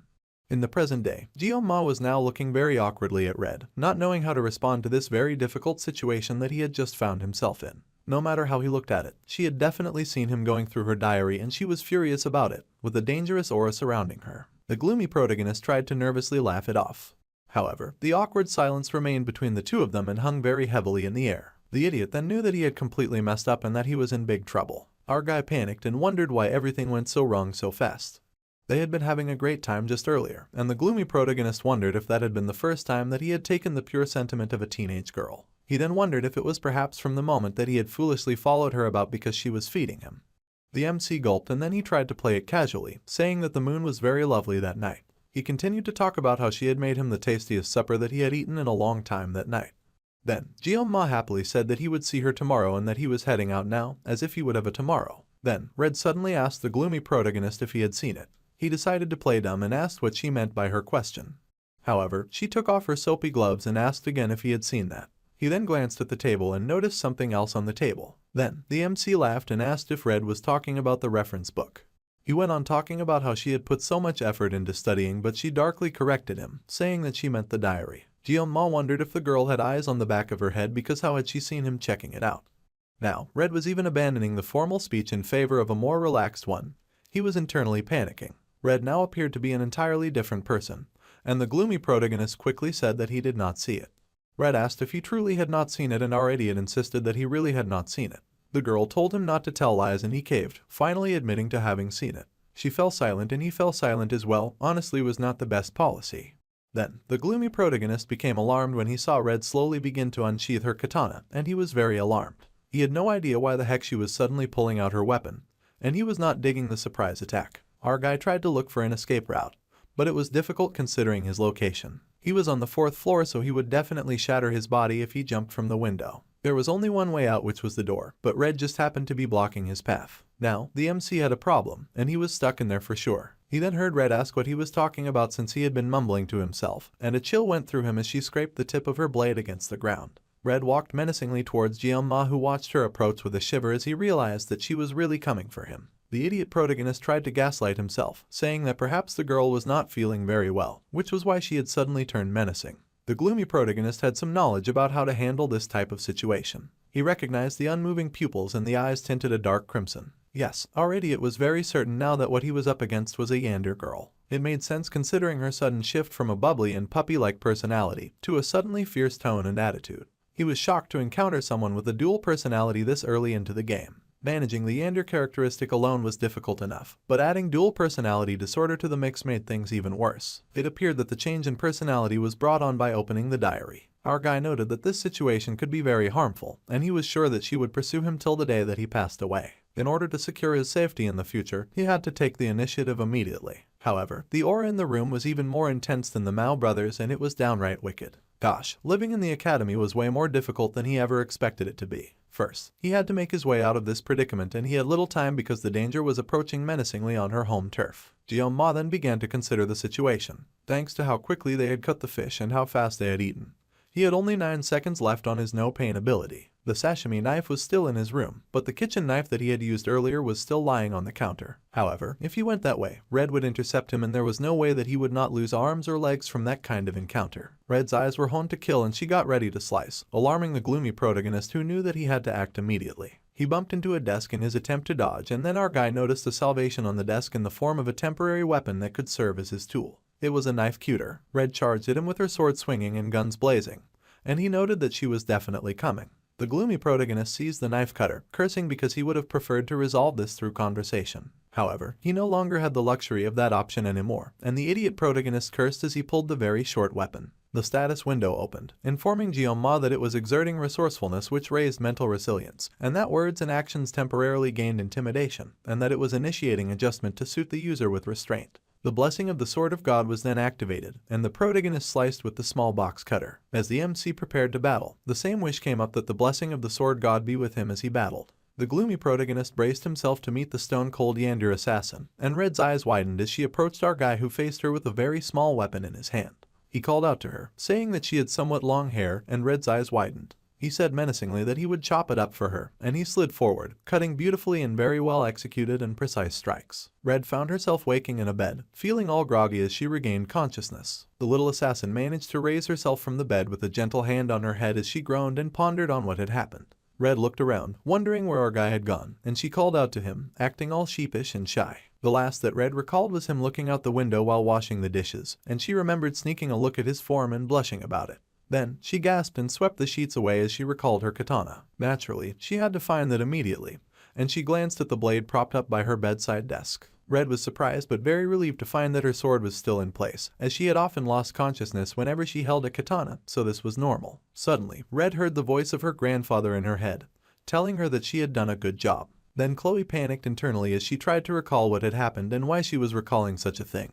But her inner voice told her not to worry about it. She only recalled that she had been told to not deny her talents as an assassin. Then, Red glanced at her blade again as she tried to put 2 and 2 together. The girl was a little baffled. Then she leapt into the bed, burying her face in the pillow as she gasped and called herself a food and an idiot. Red had suddenly recalled everything and was mortified that she had fainted at that moment. The assassin's thoughts instantly flew to our guy, and she panicked internally, calling his name over and over again as she blushed hard. Red flushed as she wondered if she had said something wrong when she lost her memory. Then, Chloe glanced to the side and saw a little object on the floor of her bedroom. Red was surprised to see a utility knife on the floor, and she picked it up in confusion. Suddenly, Red realized that her hair did look a little shorter, and she wondered why that was so. The assassins wondered if he had used a utility knife to cut her hair, and it looked like our guy even cleaned it up before he left and neatly disposed of the hair in the trash. Red blushed, thinking that Jeon-ma was really just too kind, and she gushed over him. She decided that she just had to write this down in her journal before she forgot. So, Red got out a pen and went straight to her journal, happily jotting away. She had documented exactly what she wanted in the simple words that declared her love for our guy. Meanwhile, the boy in question was leaning on a tree and groaning in a forest. He also spat out a rainbow of barf from having overexerted himself. Somehow, the MC had managed to get through that situation, but the effect of the painless blessing quickly ended and the gloomy protagonist had temporarily been in agony. He had barely managed to get past the first 5 seconds of the 9-second mark and he still felt like this. He groaned as his body went through various levels of jelly belly and he worried that he would end up throwing up everything that he had for dinner, which was not good since he had worked hard to get that dinner. Finally, our guy collapsed on a bench from exhaustion. He did indeed end up throwing up everything and now he was severely hungry. As the MC stared up at the night sky, he thought of Red, and he had no idea who she was. Her swordsmanship had been exceptional, the kind of style that involved cutting off the opponent's life with a single strike or at least subduing them. However, the way Red had wielded her sword, she had persistently aimed for his vital spots. It was as if her technique specialized in assassination. If Red had caught him off guard, he would have certainly lost his head in her room. Feeling that his life was being threatened, the protagonist had instinctively aimed for her neck, slicing a hard slash toward her vital area. Fortunately, the knife was too short and he had only managed to cut her hair. Our guy had managed to clean up the mess, so he hoped that there would not be any problems later. He was glad that nothing serious happened, and keeping things on the peaceful and safe side was not as simple as it looked. Apparently, being ordinary was the hardest thing, but that was far beyond that. To be honest, when Jeonma had first gotten thrown into this disgraceful game, it was not that he did not have ambition. Utilizing only a sashimi knife, having reached the zenith, it was not an easy decision for him to give up on a man's romantic dreams. All people, nevertheless, had a part to perform. Miracle's Blessing was the name of the game and a special favor from this world's protagonist whom our guy had not yet met. In addition to the benediction of Valor Jokwin, the legendary hero, it was one of the 2 legendary blessings in the game as he recalls. The blessing's contents were somewhat similar, and they just had to save the world from the dangers of the Demon King. The true protagonist was a legendary sword whose name translated to wound, and it gave the user incredible skills. Yet the sword was known to pick its own master. On the other hand, the MC could only use this sashimi knife, so he had no reason to explain further on how his skills could never grow in that direction. He slapped his cheeks and decided to pull himself together. Ever since he landed in the game, he had to remind himself that none of the characters or the things that happened here were real. Jeonma had even forgotten his goals. He understood all that, but come to think of it, there had to be at least a single ordinary person in this world. Our guy had stopped trying to figure out who the true protagonist game players were, but at least he knew how to get his way around the game. It had been a week since he had started studying at the academy, and based on the storyline, it should be around that time that the true protagonist just manifested the divine blessing, and was now late for the registration process. Now, the game's story was really progressing, and he knew the general plot, but he had not seen the ending. Our guy regretted that he had stopped playing at some point, and of course, understanding the official plot halfway through was definitely a plus. No matter what happened, he would follow the official plot, and if he let himself get carried away, he would lose even the few advantages that he had to live his quiet and happy life. If Jeonma remembered correctly, the story would take a dark turn starting from the 2nd semester of the 3rd year. The demonic tribe who noticed the birth of the hero was led by the core commander and joined forces and took action, threatening the academy and the hero as well. The scale of the conflict grows and eventually, a world war between demons and humans begins with the hero in the middle. As a result of this, the game's storyline evolved in the genre cliché, and he recalled being irritated by the abrupt turn in the story back when he still played the game. Our guy had sought out the delightful aspects of teenage life that he had never had the opportunity to experience. Jeonma had been shocked about the weird turn and wondered if all the characters were going to die like this, and that the situation appeared to be deteriorating, so he had deleted the game back then. However, what gave him the creeps was that this horrific war happened in the world that he was now stuck in. A war sounded like the pits, and he could not help but fear that he would perish in the war if it started. However, the MC rejected that fate. There were still about 3 years remaining before the war started, so he needed a realistic goal instead of a fantasy escape. Jeonma refused to accept his death in silence, so he resolved to get stronger and survive. Since most mass-produced game storylines have a happy conclusion, he believed that the protagonist would save the world nonetheless. So, all he needed to do was to gather the strength to defend himself. He could not live with a fate that was as fragile as a fly, where he may perish at any time amid war. So, the gloomy protagonist was going to train himself to survive as discreetly as possible. If our guy stood out too much, he would end up summoned to confront evil forces, and such situations should be avoided at all costs. Furthermore, it seemed necessary to restrain the use of his blessing of the sword god. The MC had always used the sashimi knife out of necessity, but the stress on his body was excessive and it was starting to wear him out. With the protection of the sword, he would be able to cut him in one strike. He pulled up his status window to look through the perks of his ability once again, and he found that a few of the unlocked conditions had not yet been met. However, Jeonma said that the performance seemed to be solid. Then, he rubbed his chin and he wondered why there was so much new content. The gloomy protagonist could now see the possibility of growing his body, mind, and even his equipment. The numbers currently seemed to be a level concept. Then he looked closer and saw something called assimilation rate. However, he had no idea what that was nor why it was rated at 1.5%. He then randomly clicked on the status board and was shocked when a pop-up came up and told him that the conditions had not yet been met, so the MC's access was blocked. Our guy was surprised, but he figured that was not important right now, and another question had arisen about this mysterious gift that he had. The most important thing to him right now was physical training and the fact that he needed a new weapon. He could not rely on painless blessings for 30 seconds forever, and he needed to train in swordsmanship with a blade that did not satisfy the God of Sword requirements. Unfortunately, there will be a practical extermination training next month that will replace the midterm exams. The training reward for that exam was Mirasama, which was a B-grade weapon. Ma figured that if he could handle that skillfully, then it would be enough for graduation. The specs did not meet the conditions for activating the God of Sword blessings, so it would not be a burden as a protagonist weapon. He sighed in relief and realized there was more to do than he expected. Suddenly someone called to him and our guy turned. He found beside him a girl with hair like a blue waterfall, and she said that he was on her spot. It was of course the beautiful granddaughter of the Sword Emperor, and he stared in confusion to have run into someone like her. The girl stared at him with her golden eyes, sweating a bit from her workout. The gloomy protagonist stared back speechless, and for a moment they both just stared at each other with not a lot to say. Then, she spoke again and asked the MC to move over. The dude gasped, as he had been too mesmerized by meeting his favorite character to properly respond.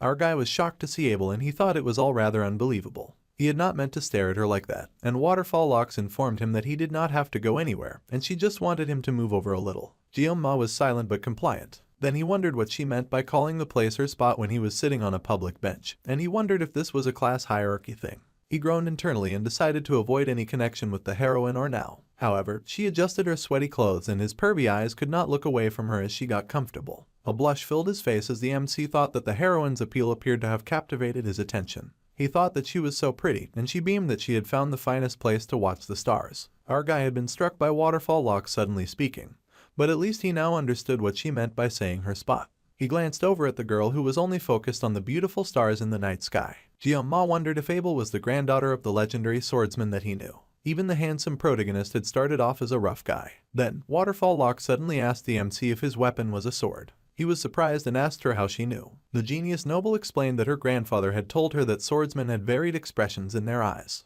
Ma blushed at her intense gaze, and then suddenly Waterfall Locks offered her sword to him. Abel beamed and asked him if he wanted to test out her sword. The gloomy protagonist looked away and mumbled that it did not really thrill him. Waterfall Locks pouted at our guy's rejection, and they were both awkwardly silent for it. He wondered why she was acting weird and wondered if she had hit her head or something. He was not used to this version of her, and he wondered if she was truly the same character that he knew. However, her eyes had darkened at his rejection, and she asked the gloomy protagonist if he even knew who she was. Abel's face had darkened at his rejection, and she raised her head, asking Ma if he was even aware of who he was dealing with here. He was shocked and speechless, and he wondered if Waterfall Locks was questioning him because she was suspicious of him. Of course, he thought that she was not, since there was not a single person in the school who did not know who she was. Then, he admitted that he did know her, and she said that she had no idea who he was. He wondered what her point was. The girl laughed and said that it was a bit cliché. She laughed that he knew her name, but she did not know his. He then asked if he had to give his name to someone that he had just met, and she admitted that one can never know. Ms. Waterfall Locks over here pointed out that our guy could be a spy for the Demon King who infiltrated the academy as a student for all she knew. Then, she sighed and said that she did not think that there was any reason to be alone this late at night. The MC fell silent and wondered how she had said that to him when she was also alone with a hand on her side. He felt like there was no rhyme or reason for her words, and then he asked the girl why she was there. She laughingly replied that it was obvious that she was out here to exercise and train. After all, she was with her weapon and she was covered in sweat. Ma continued the chat by saying that he was exercising too, so the girl questioned him further on the specifics. The MC muttered that he had been breathing, considering the wild night that he just had. Somehow, Ms. Waterfall Hair was really stunned by his response. Her finger dropped in confusion, which is when our boy took note of the wounds on her hands. He watched in confusion as the girl's crazy hair went crazier, feeling flustered. The MC did not know what to say as he took in her weird and strange behavior. Finally, he commented that the girl hair was really diligent.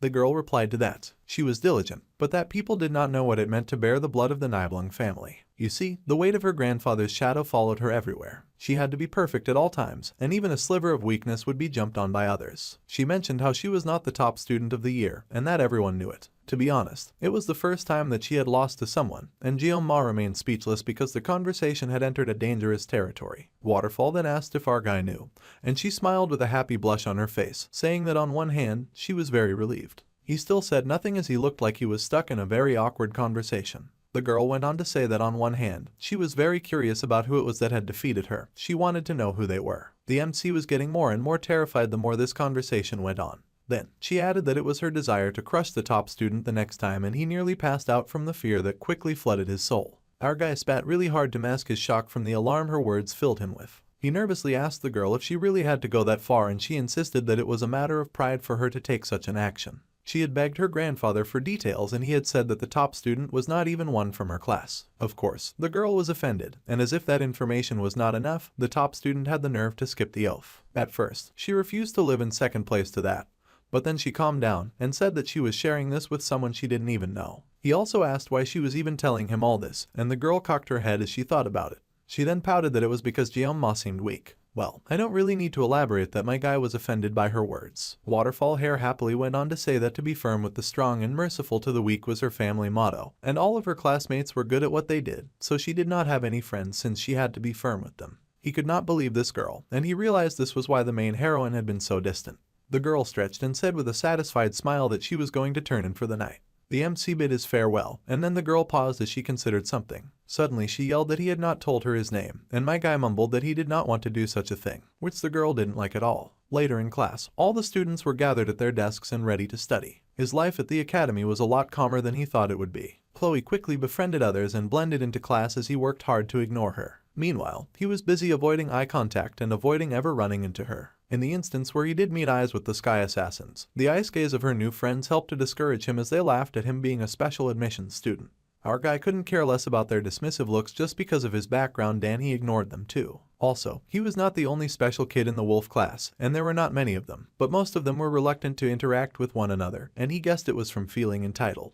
Thinking about it this way, the MC figured that it was a good thing that he was not in any of the upper classes. That was because right now was the season when the Star and the Dragon classes would form political factions. They would leer at each other like dark demons as they started politics in the middle of school. The MC had felt like it was clowns were en masse even back when he played the game. If he was in the class, he would get dizzy just thinking about what he would have to deal with. He was managing to eat well at least, and he happily hummed as he wondered what he would eat that day. The academy director had beamed and told the MC that he should have gotten it sooner from the top student perk, and she apologized for the wait as she handed Jeon-ma a MasterCard key. The faculty member card enabled Jeon-ma a smooth passage through feeding in school, and he realized that bowing in the academy director's direction 3 times a day would not be enough to express how thankful he was to have that card. He closed his eyes in sudden worship of the black membership card, and he thanked all the fates and the academy director so much. He had also been fulfilling his duties as a faithful student, and it did not hugely impact the main scenario either. Our guy beamed, and he decided to just spend the next 3 years living a life of peaceful and quiet bliss. If he just did that, then he smiled in triumph, sure that he could achieve the future that he had imagined.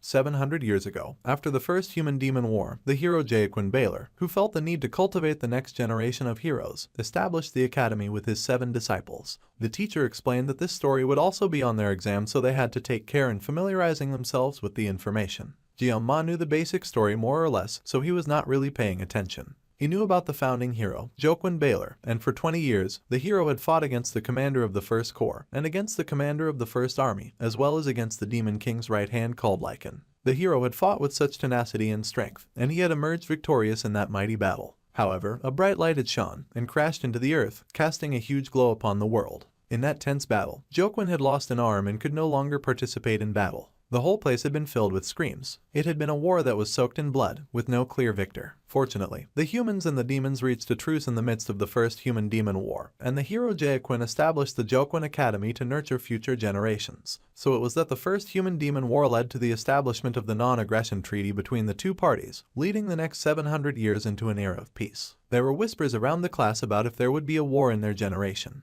However, another student laughed that there could be no war in the 21st century and that they were more worried about what they should wear to a party the next day. The MC had no comment concerning the matter. After 700 years of peace, Jeon-ma was the only one who knew that the beginning of the first crack and said peace was not far off, and that it was only natural that everyone was used to the serenity. As much as he would like to tell the academy director what would soon happen, he did not know what consequences that would bring, so he refrained from doing so. Our guy sighed, and although the academy director did not hide the fact that she wanted to leave her position as dean as soon as possible, as she often brought up in ditching in regular conversations, the director Media was the first person in the story to catch a whiff of the abnormality thanks to the poet's lord. Also, she was the first of the 7 heroes in the story to step up to protect the students from the incoming danger. The MC did not play much of the game, however. He had indeed looked it up and he had found that the beautiful academy director had also been the first to get sacrificed to the Demon King. He had stared silently when he had seen the info from the game, and he had been horrified to find that she would die. Jeonma now thought in the present as he was now in the game, and he thought of the academy director, thinking that if he did not know then he wondered if things would be easier. Then, the lecturer informed the class that the lessons were over for the day and he asked them to study hard for the exam that would happen in 2 weeks' time. The students were happy as they left the class and started talking to themselves as they headed out. Our guy noticed there was a bit of a commotion that excited the students and he wondered what was going on. Then he wondered if the protagonist had finally arrived. He checked the date and it was indeed the 5th of May, which was about the right time for the protagonist to show up. He did not expect the true protagonist to pass by their class, and many of the other students expected that he would go to the star class where he belonged. If memory serves the MC right. Then on the 5th of May, someone important would enroll in their school and he eagerly joined the students to gape as well at the door. The world's main character walked into the school with flashy blonde hair and a tall and proud gait. His name was Leon Van Reinhardt, and the 700 long years of peace would have its first crack. The main character's beautiful and handsome face was basically the whole plot, and in the game, every woman seemed to fall for him. If this were an adult-rated game, all sorts of things would happen and our guy tried not to think about that and instead channeled some good, kind and positive thoughts into his brain. Even women who were drawn to the main character like Rachel Myroam, the niece of the Spear Saint, Seiki Ryozo, the daughter of the Bowmaster, and of course Abel von Nibelung, the grandfather of the Sword Emperor. The so-called protagonist party members were all impressive, and Jeonma watched him. It was annoying, but the main character, Leon Van Reinhardt, was the protagonist of Miracle Blessing M, and he would be among the first to get drafted in 3 years once the war began. Though, calling it a draft was putting it nicely and he grit his teeth as he recalled it would be his second time of getting plunged into military service since he had done his time in his other life. The war in this world was a mandatory enlistment. Also, even Baylor Jokwin only managed to seal the 1st Legion commander, so our guy wondered just how strong the Demon King was in that case. It was morbid just thinking about it and he considered how the game would end if the protagonist lost, and that would be insane. The happy blonde protagonist went to greet all those who approached him, and then he turned his gaze in the MC's direction. He was absolutely shocked to see the protagonist looking directly at him, and the protagonist then smiled like a happy golden retriever. Jeonma stood there speechless for a hot minute as he processed what had just happened, and then he recalled that the game was the Miracle Blessing M and that the protagonist would handle things one way or another. Honestly, he found the protagonist's face very inspirational, and it convinced him before he knew it. Suddenly, someone called out to him and the nonchalant main character turned to see who had called. Later, in the training grounds of the great and prestigious academy, the dedicated protagonist stayed practicing his moves so that he could one day actually use his ability for his own good. He groaned after a long hard practice, and as expected, exceeding the constraints would not activate the blessing. First, he was determined and he would need to at least have some swordsmanship skills as he could not swing a sword without them. Suddenly, someone called out to him, and it was of course Little Red, who asked our surprised protagonist if she had done anything to him. That's right, the little assassin had noticed that he had started avoiding her, and he could only think back to when his head nearly bid farewell to his neck. Of course, the terrified coward had no idea how to respond to his new Yander bow since he could not tell her the truth, but they would spend the entire year in the same class so he had to think of something fast. So, he lied and said it was nothing. Redhead was not really buying it, but our guy insisted that it was fine. He wanted to keep things civil and thought that there was no need to make unnecessary enemies, especially dangerous ones. Little Red was relieved by Jeonma's response, but he still could not figure out who she was and why she was so good at killing. Despite her being unconscious, he had been observant and had noticed that her sword was strangely filled with a lot of sorrow, and it was as if the blade was pleading to be saved. Yet, the killing intent radiating from the edge of that same blade was so intense that it made his skin crawl. The sword whisperer was able to deduce that the blade was for the purpose of killing and that Red was likely more dangerous than the twins that he had fought off. Then, the shy girl added as she called out to Jeonma and asked if it was fine if she could treat him to dinner tonight.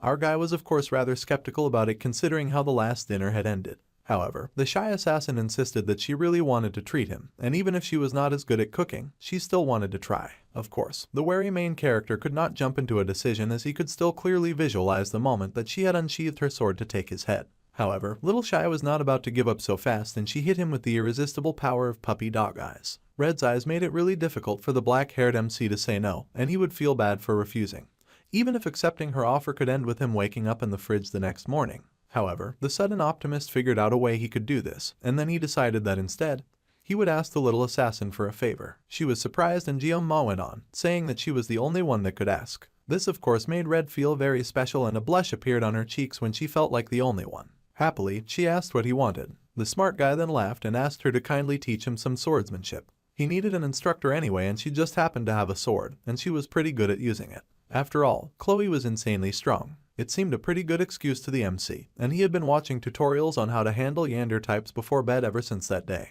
It was important for him to learn how to survive a Yandere, and it had given some helpful tips. So, their training began and Red called out happily to him. Beaming and gushing, she asked our guy when he had gotten to the training grounds, and that she had been waiting at another entrance. Her new student greeted her and explained that he had just arrived. The giddy girl happily said that she had just arrived as well with a happy smile, and the timekeeper had to confirm when she had gotten there. She explained that she had arrived around 6:30, which was almost 2 hours before they were to meet, but she just laughed sheepishly. By the way, the observant main character took note of something, and Red blushed, asking if she looked weird in a very cute outfit with her sword strapped to her side. The girl did look lovely, but the blind idiot said that she just looked fine. Our guy had not noticed before because he had only ever seen her in a school uniform.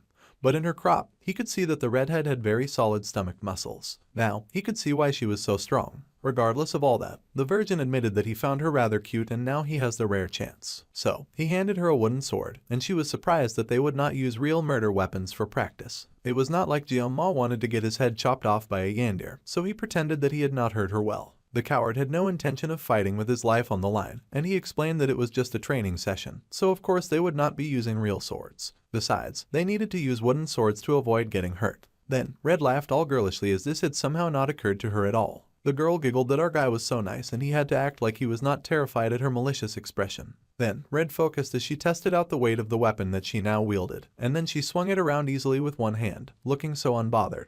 The coward was shaken by the feat of strength being displayed by a weak-looking young girl, and he wondered just how strong she was when she was making even the air tremble. Jianma decided that it would be best to err on the side of caution before she broke him like a watermelon, and he would use his blessing as a last resort. Our paranoid guy checked out his status window and his blessing, making sure that everything was the way he needed it to be. The sword's length was not an issue and his body was still growing steadily, so everything was ready to go. However, the cautious protagonist then wondered if the blessing was usually like this. While it was not uncommon for a blessing to upgrade with experience, he was confused and wondered if it was normal for them to come with additional effects. Suddenly, it seemed like the blessing's terms were changing a bit and he could not remember such a thing happening before. He wondered how much more he had to grow for his blessing to adapt better, and then Red called out to him because to her he'd just been staring into space for a while. The little assassin asked what was the matter, and the swordsman in training apologized and realized that he was the only one who could see his status window. He also realized that he must have looked like a crazy guy just spacing out. So, he then begged the shy girl to please go easy on him on their first lesson, and she nervously agreed. Then, he gripped his wooden sword and was just about ready to swing. It was time for them to start their lesson and the gloomy protagonist raised his weapon with pride. For a moment, there was tension in the air when she also picked up her wooden sword. In our guy's past life, everything that he had learned was through hands-on experience. So, as far as the MC was concerned, seeing was believing. To truly master a field, one could not just give a piece of themselves, and they had to be ready to sacrifice their entire being. The reason why the genius had adapted so quickly to the academy was because of the training that he had dedicated himself to. The redhead swung her sword, a fiery red aura gathering around her as she took a warrior's stance. Jianma had learnt from a young age, and he closed his eyes, noting the sweat clinging to his palms and how his stance flew toward. The final stroke of the sword must always strike the opponent. He knew that much. Red charged, and in a burst of speed she flew at him, and determined, he raised his sword in alarm. He thinks that her attack was sudden, and he grits his teeth as he tries to block it. However, she moved too fast and he barely managed to dodge the wooden sword that left a small bruise on his cheek. Our guy cursed, shocked at how fast little Red could be. It seemed he was biting off more than he could chew, even though her student had begged for her to go easy on him. However, the redhead still had that detrained look on her face and she cracked her fingers, adjusting her hold on the weapon, and charged again. Jianma was stupefied as she came running, but this time he was able to knock her sword backwards. His arms trembled in terror and it was not exactly the kind of strike he'd been hoping for, but he comforted himself with the knowledge that he had at least been able to block Red. However, the little assassin was not even anywhere near done and the MC watched in horror as she launched at him yet again. He did not even know when she had taken to the sky. He cursed as he realized that she was just going to keep on getting faster. Just now, the genius had realized that Little Red had held back on one of her attacks. He managed to raise his stick and block her sticks. Their pieces of wood danced together in hard combat. However, a crack began to appear in our guy's wood. It was not hard enough. Jianma began to get pushed back because the onslaught just would not stop. Red was on him like a barrage of demons from hell. Forget the demon clan. The hero could get started on training, just fight her because she was relentless. All of her strikes were heavy, and he knew that if he got hit even once, he might actually die immediately. So much for taking it easy on him. The panicked MC was finally reaching his limit for deflecting. He could not find any opening to counterattack this red demon, and his wood finally snapped with a mighty sound. It went flying, and he could only gape at his broken weapon. For some reason, Red gaped too, like she had not been the one to break it. The girl gasped and apologized profusely, shocked that she had broken his weapon. The assassin explained that he had been trying to fight our guy as gently as possible, but she had ended up breaking it. Then, she called out to him when she realized that he was no longer responding. Then, her eyes widened as she realized something that he had already realized. The broken sword had been cut at the exact size required for the MC's blessing, and his power informed him that the weapon conditions had been met. The weapon was damaged, so an error occurred, and the power was supposed to fit his current personality. So, it was that our gloomy main stood in the center, flooded with more power than he could contain. Ma's humanity level began to vastly decrease, and the sword god's divine blessing was activated. The conditions for the weapon had been met, and the system gave a caution warning as Red jumped back. The weapon had been damaged. The assassin stared at her opponent with eyes wide with surprise, and the system had begun initiating the user's personality adjustment using coercive power. A deadly aura had begun to build around Ma, and his humanity quickly began to decrease. Try as he might, the panicked student was not strong enough to fight against his fast awakening hidden abilities. The blessing of the sword god had begun to activate. We take a break from the shocking turn of events to give you Kim, who is confused and wonders where he is. Kim blinks and finds himself facing a kitchen, and wonders if everything before had just been a dream. Then Kim recalled that he had just been preparing fish, and that he had to get back to work. Focusing on the task at hand, the fish cutter looked at the selection of knives and wondered if he should use the Chinese chef's knife today after a long time. However, a warning came up, and the fish cutter was informed that he could not choose this weapon. The guy was confused, but he could not use it. So, he selected the katana, but again a warning popped up, informing the groggy Kim that he could not use this weapon either. Now, Kim was getting a little frustrated and was more than a little annoyed that he could not use that weapon. However, the system popped up and told him not to worry about it, and to keep doing what they were doing. Then, there was only the knife left, and it was a sashimi knife, so Kim reached out and selected that. The blurry haunted system said that he could use this weapon, and all he had to do was pick it up. Still, the fish cutter was hesitant and pointed out that holding a sashimi knife would be extremely painful. However, the system asked if it truly felt that way. The fish cutter picked up the knife and was surprised to find that he felt perfectly fine while holding the sashimi knife. In fact, Kim even felt rather refreshed. The system gently coerced the fish cutter, saying that he could use the knife just like that. The fish cutter just needed to leave everything to the system. Our guy had become nothing but a puppet in the system's hand as he quickly lost consciousness and control of his own body. The system told him that it was time to create an incredible masterpiece today. The heat was activated, and he emitted so much of it that he might as well be an oven. Red was shocked and worried, asking if he was okay. However, the burning main character was not okay and could not even give a response to her question. The burning oven suddenly turned in the assassin's direction, with light shooting from his eyes. Suddenly, he moved, much to the redhead's alarm. Bro was moving at the speed of light. They could barely make out his form with how fast he was zooming. The human oven appeared before the redhead, his broken sword sharpened to look like a dagger as he attacked the girl with a great force and intensity. She tried to call out to him, telling him to slow down and to wait. She even tried to tell him to hold on, but she suddenly slipped.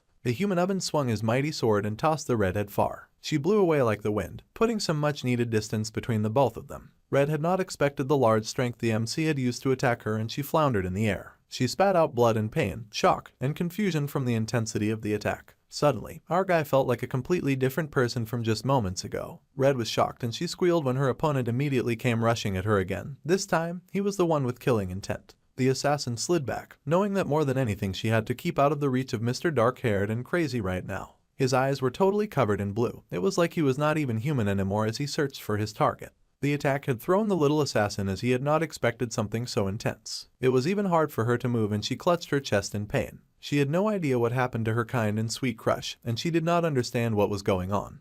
But the match had to stop for now. If only the burning oven could hear or comprehend her words when she told him that they needed to stop. However, the killing machine was completely out of it as he dove for her with his hand outstretched like he was going to take her out. Red knew that she would be unable to avoid his killing strike, and she stared at him with shock and confusion. The little redhead called out to him, calling to Geomat, telling him to get a hold of himself. A bright light shone in a straight line as the MC swooped in with a killing chop, his eyes still glazed over with the intent to kill. However, the little assassin had not given up, and she clutched her chest as she cried out to him and called his name. Suddenly, in the other universe, Mr. Kim blinked as he noticed that something was off. The fish that he intended to cut kept wiggling away and making a weird noise. The fish was surprisingly quick, and he had never seen such a fish before. It was noisy, and this sort of irritated the fish cutter, who wanted to quickly fillet the fish. However, it felt like the fish was speaking, and the chef wondered if that was an illusion. The more he listened, the creepier it became as he realized that the fish was saying a name. The wiggling fish was calling out to Geomat, and it cried out over and over again. Then, the fish cutter saw his reflection in the blade of the knife that he held. Yes, that was him, and the more that Red called out his name, the more his consciousness returned. Soon, the chef's outfit became a school uniform, and then the MC realized with horror that his opponent was not at all a fish. It was Red, calling out to him and crying for him to pull himself together. The gloomy protagonist instantly recognized the adorable but kinda creepy Chloe. She called out to him again and his sword hit the ground. The unfortunately gifted genius had tossed his weapon at the last minute, and it was charged with so much energy that it embedded itself in the wall. However, he was back, and the little assassin opened her eyes shakily to see him. Her eyes widened with tears leaking, and she found Guillaume sweating but smiling down at her. The little shy girl was surprised, and the smooth MC agreed that it was best that they stop there for the day. Red blushed as she stared at him and asked if he was alright. The smooth and polite genius just waved and thanked her for helping with the practice. He was going to head out first and give her time to collect herself after that traumatic experience. Red watched our guy walk away. It was evening time at the school and the swordsmanship training lesson had ended. Red strolled her way down the street as she recalled that ever since the class assignment test, her crush's skill was not just raw strength but it also carried an eerie feeling. It was not just skill but a raw red and deadly instinct. Even though the blessing unconsciously manifested, the assassin was still no match for her crush. It was impressive that the MC had managed that with a half-hearted training sword. Red knew that her gifted classmate was strong but that was on another level, and she was so lost in thought that she did not notice the guy creeping around in the shadows. The shadow dude pointed out that she seemed to be enjoying it. The little assassin was immediately on high alert, and she found someone dressed in ninja garb with red hair just like hers. The shadow ninja called her by name, and he was Nox's auditor, a second year in the round class. Red was shocked to see her big brother just skulking around in the shadows like he had nothing better to do. Her brother adjusted his mask and asked if this was all she was doing after entering the academy, mingling with lowly people. Red was confused for a moment, and then she told her shadow brother not to refer to her crush with such an awful term. However, now the Shadow Ninja had marked her crush's name, and he added that if she kept trying to associate with our guy, then the assassin family would surely eliminate him. The redhead said nothing and simply bowed her head in thought. Then, she said that even if the entire auditor came, then they would not be able to handle her man. Then she walked away, leaving her brother in the shadows whence he came. Her brother thought about her words and repeated Guillaume's name like he was also developing a crush. Meanwhile, Guillaume needed to clarify something and something had gone weird. The power that he had been given was not a divine blessing or a favor, rather, it felt more like a curse. To avoid relying on the blessing of the sword god, he had set out to find new equipment. However, the power that had overtaken him like demonic sinking sand seemed to mock his efforts, following him and taking control of his body. There had been no pain, but worse than that, not only was there no pain, but there had been pure pleasure and a feeling of debilitation that went on endlessly. During that time, the curse had manipulated the lazy and talented hero like a marionette bound by threads, and it had whispered sweet words in his ears like a poisonous lover. The system had told him to cut more, to cut deeper, and to even destroy more. The gloomy protagonist had ended up falling for those sweet words, and he completely surrendered his virgin body to the touch of that vicious ability that used him like a tool. However, the assassin's scream had cried out to him, mixed with her desperation. Then, our guy had been able to see the desperate and terrified girl as she had screamed out the name that he had come to recognize as his own. Guillaume, the background character with a new overwhelming malicious ability. In that cry, the fragments of the world were brought together and the gloomy protagonist was sharply pulled back to consciousness. So, he had thrown away the training sword that had clung to him like a parasite infesting his own skin. The genius had realized that if he had not detached that sword at that moment, then he would have lost himself forever. Until recently, the redhead had been nothing but a yander who just wanted to kill him. However, at that moment, Chloe had become the girl who had revived his fading conciseness. Then again, our guy did recall that he had been the one to originally break the sword and cause the whole issue in the first place. He was kind of irritated but mostly grateful. So, he had decided to let it go without anything much. Besides, the girl already looked terrified. Guillaume had ended up leaving in quite a hurry to avoid the possibility of the sword god's blessing manifesting again. The lazy protagonist wondered if he could really avoid this kind of problem for the rest of his life. The sword was God's blessing, a talent that weighed so heavy that it felt like a curse. The talent was manifested by trading one's lifespan, and it was a talent that he had to bear, as an alien who had been cast into a magical world. The gloomy protagonist sure had a lot of burdens to bear, and he did not wish for much in this new world. However, he only painfully wanted to live a normal life. Lightning struck in the sky, and as our guy thought, he could handle minor incidents as they came. Defeated, he trudged to his room, and he thought gloomily as he had only now realized that there was something inside of his body, something malicious that was trying to consume his reason. The gift that the MC had been given was in no way any form of blessing.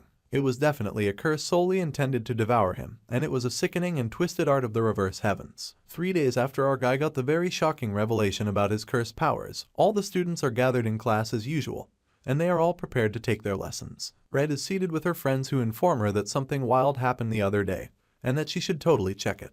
The assassin smiles pleasantly and assures her friend that she will definitely look it up. However, she then falls silent and glances to the side, noting that her crush is not in class and he is not seated where he usually stays. Now that the redhead thinks about it, she realized that he did not even have the contact information for the gloomy protagonist. She now feels silly for never asking earlier. She had even gone to visit him at his dorm, but the only thing that had responded to her knocks were pained groans. It was rather eerie and foreboding, and the little assassin was rather worried. She had been worried that the lazy genius would hate her if she broke the door down, so she simply walked away. Now that he was no longer around, the redhead thought wistfully of how she had enjoyed watching her crush from afar. She would always find our guy lost in thought with his chin resting on his hand. Red could not even count how many times that she had secretly glanced at him in a single day. She had been careful not to talk to him, afraid that he would find her an annoying girl. At first, she had thought that she was drawn to him because he had risked his life for her. However, as time went on, the little assassin realized that could be an excuse. In truth, she really missed the MC. The next day arrived at the academy as usual, and the wolf teacher called for silence when he strode into class. The wolf teacher told everyone to be quiet and loudly yelled, asking them if they had come to a prestigious school just for show. He also yelled that since there was rain that day, they would have a study hall instead of the usual physical training. However, the wolf teacher had noticed that Kang Jioma was missing from class, and he had been missing for 3 days. Knowing the lazy genius, the teacher was sure that our guy had a reason for it. So, the teacher would trust in him and patiently wait for him like a true educator would. The teacher screamed at the other students to start studying, and they hastily complied. Suddenly, they heard the sound of the door closing shut, and the wolf teacher turned to the door with rage, asking who would dare to come to his class late. However, the wolf teacher paused in surprise to see none other than a dark shadowy figure striding down the stairs. His foot hit the stairs with each step he took, and his baggy eyes looked even more raggedy than before. It was the MC, and he looked like he had aged 5 centuries with a strand of white hair on his head. Red leapt to her feet when she saw him and even called out his name like she was the female protagonist. However, Jioma just opened his mouth and croaked out in a very deep and gravelly voice that he apologized for his lateness. The teacher was a little alarmed and told our guy that he had no reason to apologize and just asked the gloomy protagonist to just sit down. Bro looked like a walking shadow, and all the students immediately started gossiping about him. They knew that he was a special admission student, and they wondered if he had always looked that raggedy. Now that they mentioned it, some of the other students agreed that their usually average classmate did look a tad bit more handsome than before. The classroom was abuzz with whispers and gossip, and the gloomy protagonist just took his seat like he could hear none of it. After class, the students filed out, all of them eager to eat since they were starving. Red called out to Jioma with hesitation in her voice since he looked rather weird and his waist was newly snatched. However, he answered her and called her by name, so she asked what had happened. The gloomy genius replied that it was nothing much, but she pointed out that he had not been in school for a while, so he was really worried that something might have happened to him. Red asked if our guy's new attitude had anything to do with their crazy duel the last time they had interacted.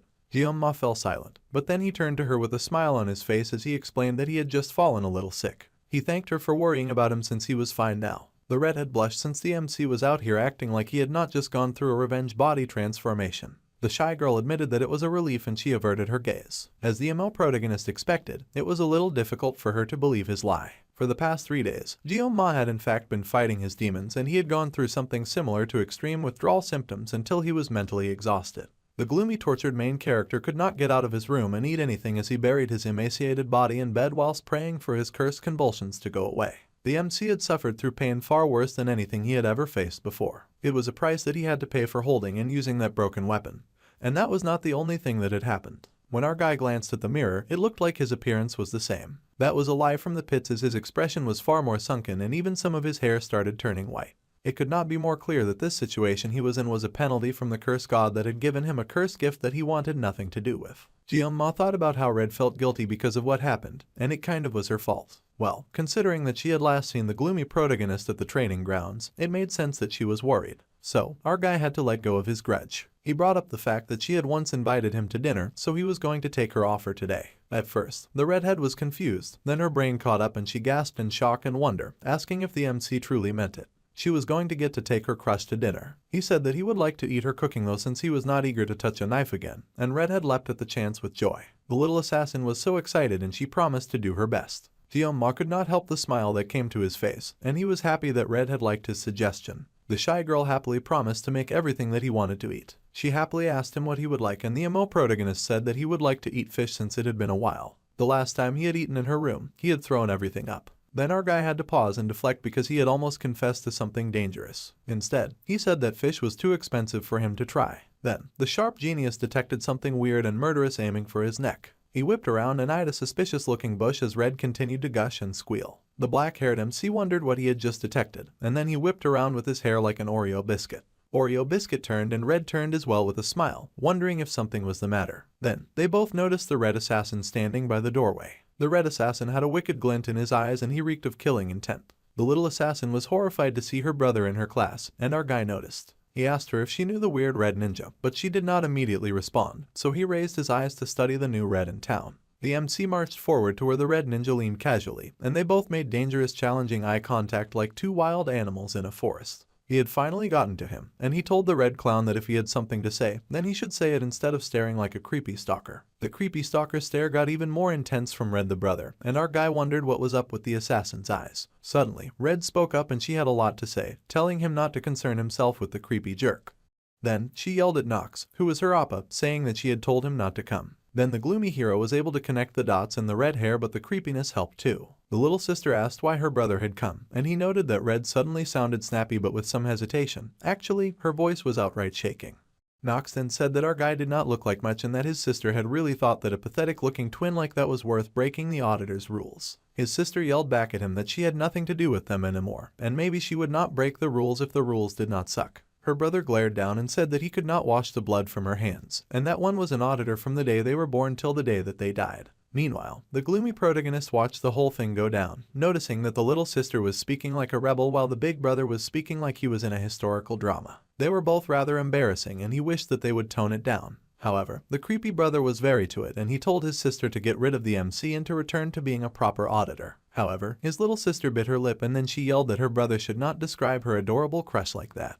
Our guy did not even want to be part of this conversation and now everyone was alarmed since she had screamed. The gloomy lazy protagonist really wondered why they could not do this in moderation, and everyone went out to eat so this silly squabble was going to turn into a mess. He was used to this nonsense by now, but he suddenly gave pause when he finally figured out what family they were from. Now, he got it, as he just remembered that they specialized in infiltration and assassination, and they were a group of shadows that appeared in the middle of the game. It was said that the auditor group was weaker compared to other heroic houses, but our guy knew for a fact that they were unrivaled in assassination. All members of the auditor clan were ridiculously strong thanks to their abusive training regiment that they forced all their children through. They molded kids into cutting-edge assassination tools before they had even truly grown up. Chloe was from that kind of family, and if that was the case then the MC had to admit that the creepy brother's hardened expression was much more normal and expected than Red's happy face. Her brother's expression was one that showed no hesitation when it came to killing. It was an expression that was used to killing.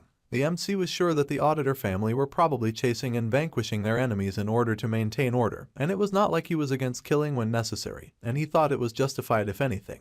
However, now that he looked at Red's trembling form, the gloomy protagonist was starting to think otherwise. Chloe was shaking so much that she bit her lips until they bled, and he realized that she might have wanted to live a normal life. However, just like the MC's blessing of the sword god, the environment of the auditors was one that Chloe had been in since birth and it would not ever allow her to change. Red was destined to live a life of emotionless murder. However, it was so clear that he wanted anything but that, and it was very unfortunate. Our guy was no hero, and he had no intention of ever becoming something like that. While all of that was true, he could not stop laughing at himself. The lazy protagonist could not save the world, but he could try to save a life, so he stepped forward and offered to talk to the creepy brother. He had to admit it, the power that he carried was 100% a curse, but it would not let him taste defeat. So, he asked the assassin boy his name, acknowledging that he was called Nox. In the end, the Oreo biscuit had tried to escape the sword god's blessing, but he could not. In cartoons, they always say that there is no paradise in running away, and they are right. If he cannot run away regardless, then he will take a step forward, and he would declare himself as Kang Ma, someone whose name consisted of a sword and a demon. Grinning demonically, the gloomy protagonist asked the red assassin boy to follow him, saying that he would cut Red's brother. He was someone who fought with a knife. Meanwhile, the wolf teacher was just chilling in the faculty room. But he was deep in thought, noting that something must have happened to Ma, since our guy's expression had been void of any emotion. Suddenly, someone threw open the door and called the teacher Seonbi. The person asked the teacher if something had happened since it looked like the wolf teacher was going bald. The teacher glared and said they must not talk about his baldness. The other person laughed and apologized. Suddenly, the phone rang so the wolf teacher picked it up, saying that he was Lee Wonbin, the lead instructor of the wolf class. Meanwhile, his colleague watched him, thinking that the wolf tot was bald from the start and was wearing that weird thing around, which they found kind of cute. Meanwhile, the wolf teacher asked what had just happened, and was shocked that someone had suddenly called for the subspace. The teacher asked which cadet had requested it and who was the opponent. The cadet who had requested it was Kang Jeong-ma, and his opponent was none other than Nox Auditor. The teacher was stupefied. A light shone from an ajar door, and it led to the subspace arena. The time of usage was currently set at 0 because it was not in use yet. However, it had been booked by Jeong-ma. In 15 minutes, the battle inside the subspace area would begin. Our guy took a moment to think, as he had thought that the process for booking the subspace room would be a lot more convoluted. Surprisingly, it had gone very swiftly. The academy director had even told the Oreo biscuit that if he had to do this, then the least that he could do was to take care of himself. The gloomy hero reassured himself that this should be fine, since it was not like they would be fighting in reality, and there would not be any physical injuries, but there was still the possibility of suffering mental injuries. However, none of that would matter as long as the MC won. He could hear all the noise from the waiting room, and he got that watching a fight was exciting. But he had not expected such a large buzz from the viewers. The situation was hilariously ironic, since the lazy Jeong-ma had been trying his best not to stick out not long ago, yet here he was, and now all of his attempts felt pointless. Shaking even more than him was Red, who was very alarmed by the situation. Our observant guy was shocked to see her crying, as he had already lost the battle. The cute assassin called out his name, and he realized that she was probably blaming herself. He tried to reassure her, saying that it was not her fault, so she did not need to worry. Red had even been so sweet as to lend the MC her gear, and everything would turn out okay. Still, the girl sobbed a little. They fell silent for a moment, just sitting in the room. Then, Little Red spoke up, saying that her brother was really strong, so she was worried about him. However, the gloomy protagonist just smirked all pompously and pointed out that he was strong too. However, the assassin was not convinced and added that her brother was a genius with unmatched talent in the entire history of their assassin family. When it came to the dark arts, there was no one up to her nasty brother's level, and at the age of 14, he had been dubbed the pinnacle of dark arts. Jeong-ma was frightfully shocked at that very awful and lame title. He wondered who was in charge of creating those. This was how it had always been now that he thought about it. No matter how hard our lazy guy tried to avoid it, this was ultimately a choice that he had made. He gripped the rose knife as he recalled his mentor grinning and telling him that he was destined to wield a blade for his whole life. The mentor would have probably never expected that the MC would still be running around with a sashimi knife in his next incarnation. It was not time to proceed with the subspace duel, and the participating cadets were instructed to make their way to the grounds. The announcement rang out, and Red got even more nervous. The Oreo cookie stood up nonchalantly, and he said that he was off, so the assassin had to wish him farewell. She blushed nervously as he left, and then he called to her, much to her surprise. He said that the world was filled to the brim with all kinds of geniuses, and that was why he gripped his knife tighter when he said that he was going to win. The confident protagonist waved his hand and strolled out with a casual wave. There was a light in the middle of the dark, and as the MC grew closer, the light grew brighter. It grew brighter and brighter, and our guy stepped in to cover his eyes. He found himself outside with the big blue sky above him, in a coliseum that was packed with seats. The students cheered when they saw him, saying that they knew the special student would not run away, and they cursed and said that they believed in Jeong-ma. The students got anxious just waiting for this duel to happen. The MC suddenly had a lot of fans, and it made him feel like a gladiator from the Roman Empire. He had not thought that things would be this intense among the crowd. Then, he looked up and spotted something. He was horrified to see that the entire star class had come as well, and seated at the top row was the protagonist, surrounded by all the hot babes that he was supposed to bag. Of course, the waterfall hair girl was there too, and she watched Jeong-ma silently with a determined look on her face. The gloomy protagonist wondered if the star students really had nothing better to do, that they had showed up to watch his match. Things were going to get awkward, and he sighed. However, he did not have time to sulk for long, since the red-headed bully pulled and yelled, asking if our guy was trying to mess with him. The angry assassin said that it seemed his opponent could not tell the difference between courage and arrogance, and his aura leaked with disgust as he asked the wolf student how he dared to come to battle with a pathetic excuse of a blade like that. The Oreo biscuit was a little mystified by the intensity of the assassin's hatred, and he noted that the crazy jerk had a supreme killing intent. However, he confidently played it cool and said that a true master would never blame their equipment. This of course made his red opponent curse at him, but the angry redhead quickly regained his cool and sighed. The assassin then said that he should deal that insolent tongue on the MC first, and the angry redhead unsheathed his wicked blade as his murderous intent only grew. Our sharp guy smirked because he could tell that Red the brother was way too reliant on his equipment. However, he did note that his opponent carried the S-rank blade called the Hongrian Blades, and he carried 2 of them no less. On top of that, Mr. Pinnacle of the Dark Art had one of the best auras in the game, which was the Blessing of the Crow. Jeong-ma could feel how difficult it was just for his opponent to suppress his killing intent. With S-rank equipment as well, it might sound ridiculous, but he had also prepared himself to deal with the redhead. In our guy's hand was the Daiso Sashimi Feet Rose blade from Chloe, and it was of an unknown rank. The 2 fighters stood facing each other as the wind blew and the air was tense with their individual aura. The battle would start now, and the subspace barrier began to form as the 2 warriors locked eyes filled with malice. The subspace barrier was deployed, and everyone watched from the girls to the flashy protagonist. Then the announcement said that may the hero's blessing be with them. But the two opponents had already sailed from their standing positions and flew to attack each other before the barrier had even fully formed. The MC's painless blessing was immediately activated, and the sword god's blessing was also activated, along with the prayer that the blessing of the gods would descend upon them. Then the two fighters were gone. The students whispered amongst themselves after the subspace descended, asking if they had all seen the same thing. Some of the students complained that they could not see anything and that it was way too fast. Some of the students questioned if Jianma was really in the wolf class, and they had expected it to be an easy match. However, for the longest time, all some students could see was darkness. As for the students that could see, they saw flashes of lights of pink and blue as the two sliced at each other with their special powers, bobbing and weaving and dancing at the speed of light. The redhead had not gotten any less angry, and the wolf student was starting by playing defense. A blonde girl from the star class was intrigued by how fast they were moving, and she thought things were getting interesting. Waterfall Hair watched the fight with an intense look on her face, and she was surprised that the weakling that she had met the other day was a very good fighter. Our guy was doing great, holding his own against the dangerous assassin dude. The genius had to stay on top of his game, of course, because the other guy had every intention of killing him, even if it was just while they were in the subspace area. The MC slid around and blocked every violent attack. Redhead gripped his sword tighter and slashed with even more killing intent than before. The redhead kept slashing and slashing and slashing like a dark purple tornado of hate and violence, and he made so many marks on the floor as he fought. However, the wicked cool protagonist kept dodging, and it was frankly driving Mr. Pinnacle up the wall with rage. So, the red guy tried a different trick that he was sure the MC would not be able to avoid. The red guy used the three-legged crow and sliced with the murdering capacity of a monster with 7,000 grievances. Even Jianma was kind of thrown off by just how badly the red guy wanted to kill him. The slashes all came flying at our guy, and the red guy laughed, feeling very sure that his opponent was done for. However, the Oreo biscuit was not out of tricks yet, and he swished out of there, much to the absolute disgust and horror of the red guy. He could not believe that our guy dared to dodge and get out of the whole thing unscathed. The wolf student glanced back at the shocked red guy looking all cocky and all. One of the watching students said that he did not really see these kinds of things often, but he had to admit the sophomore's strength. Freshmen were always too busy running from these things, and another student agreed that sophomores were dominating, but they could not underestimate the freshmen's experience either. However, the waterfall girl knew that there was more than that, and only those who could clearly see what was happening would understand.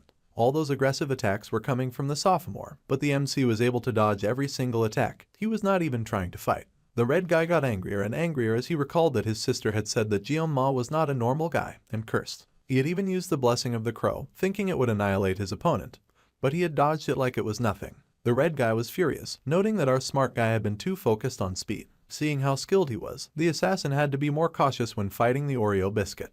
Mr. Pinnacle decided to aim a powerful strike that could slice through a wide area in one go. The more he saw the MC, the angrier he felt looking at his nonchalant gaze and watching him hold his lousy-ass kitchen knives. Then, Jianma suddenly dropped his weapon, and the red guy was alarmed. The assassin could not believe that the talented protagonist would drop his weapon in the middle of a duel. The red guy asked the wolf student exactly what he was scheming, but our talented guy just held out the rose blade that he had gotten from Chloe. The wolf student got serious and pointed the blade forward, his eyes going dark as he lowered his head. The air got tense when the suddenly serious main character pointed his blade right at the assassin, and the red guy was confused. The look in Jianma's eyes was lethal, and the red guy screamed internally, wondering if the genius was mocking him with that stance. But nobody like the gloomy protagonist had the nerve to act the way that he did. The red guy was furious and tightened his hold on his swords. The angry redhead made a pledge to cut down his opponent with a single killing strike. The red guy charged up with energy, and he asked the fool just what he could do before the blood-soaked hungry young blade. Suddenly, the genius leapt, intending to show the idiot assassin exactly what he could do. The red guy was speechless as his opponent flew forward in a straight arc of righteous precision. There was a bright glow of light, and his movement was so flawless that it was blinding.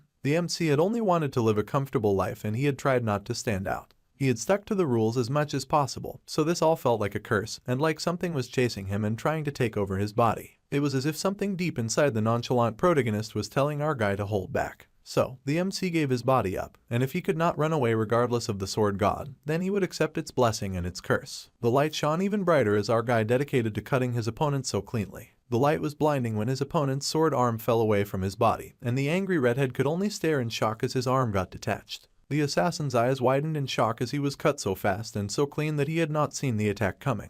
Our guy had basically zoomed past at the speed of light. All the watching students were shocked, and even the protagonist was beyond intimidated. The wolf student had slid past like an anime character, and the world around the angry assassin had gone dark. Jianma would use anything, regardless of it was a blessing or a curse, and it was time to say goodbye to the peaceful future that he had always dreamed of, and the end was marked by the neat slicing of the arm of an angry red assassin. Jeon-ma had neatly sliced off his opponent's arm, but that was not where it ended. Twirling around, the MC launched at the speed of light at the dark and evil energy that was the angry redhead. As the wolf student sliced and sliced and sliced, the redhead panicked and cursed. The redhead cursed as more of himself was lost to our guy's cutting-edge technique, and it became so graphic that things went dark, and the subspace barrier was immediately turned off. There was a burst of smoke from the center of the fighting ring. The students were silent and no victory cheers rang out from the sheer intensity of the gore that they all witnessed. The red-headed assassin collapsed to his feet in shaky defeat, and the MC very calmly sheathed his knife. The blue light from it still lightly glowed, and the students from the star class watched in awe and slight fear, as well as newfound respect.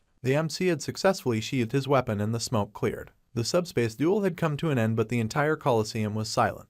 Jeon-ma nervously scratched the back of his neck as he wondered if he should have expected this kind of reaction. Well, there was no turning back now, and the Oreo cookie had done all this with a knife that was made for gutting fish. It was something that the gloomy man has always felt, but cutting a person was ridiculously unpleasant.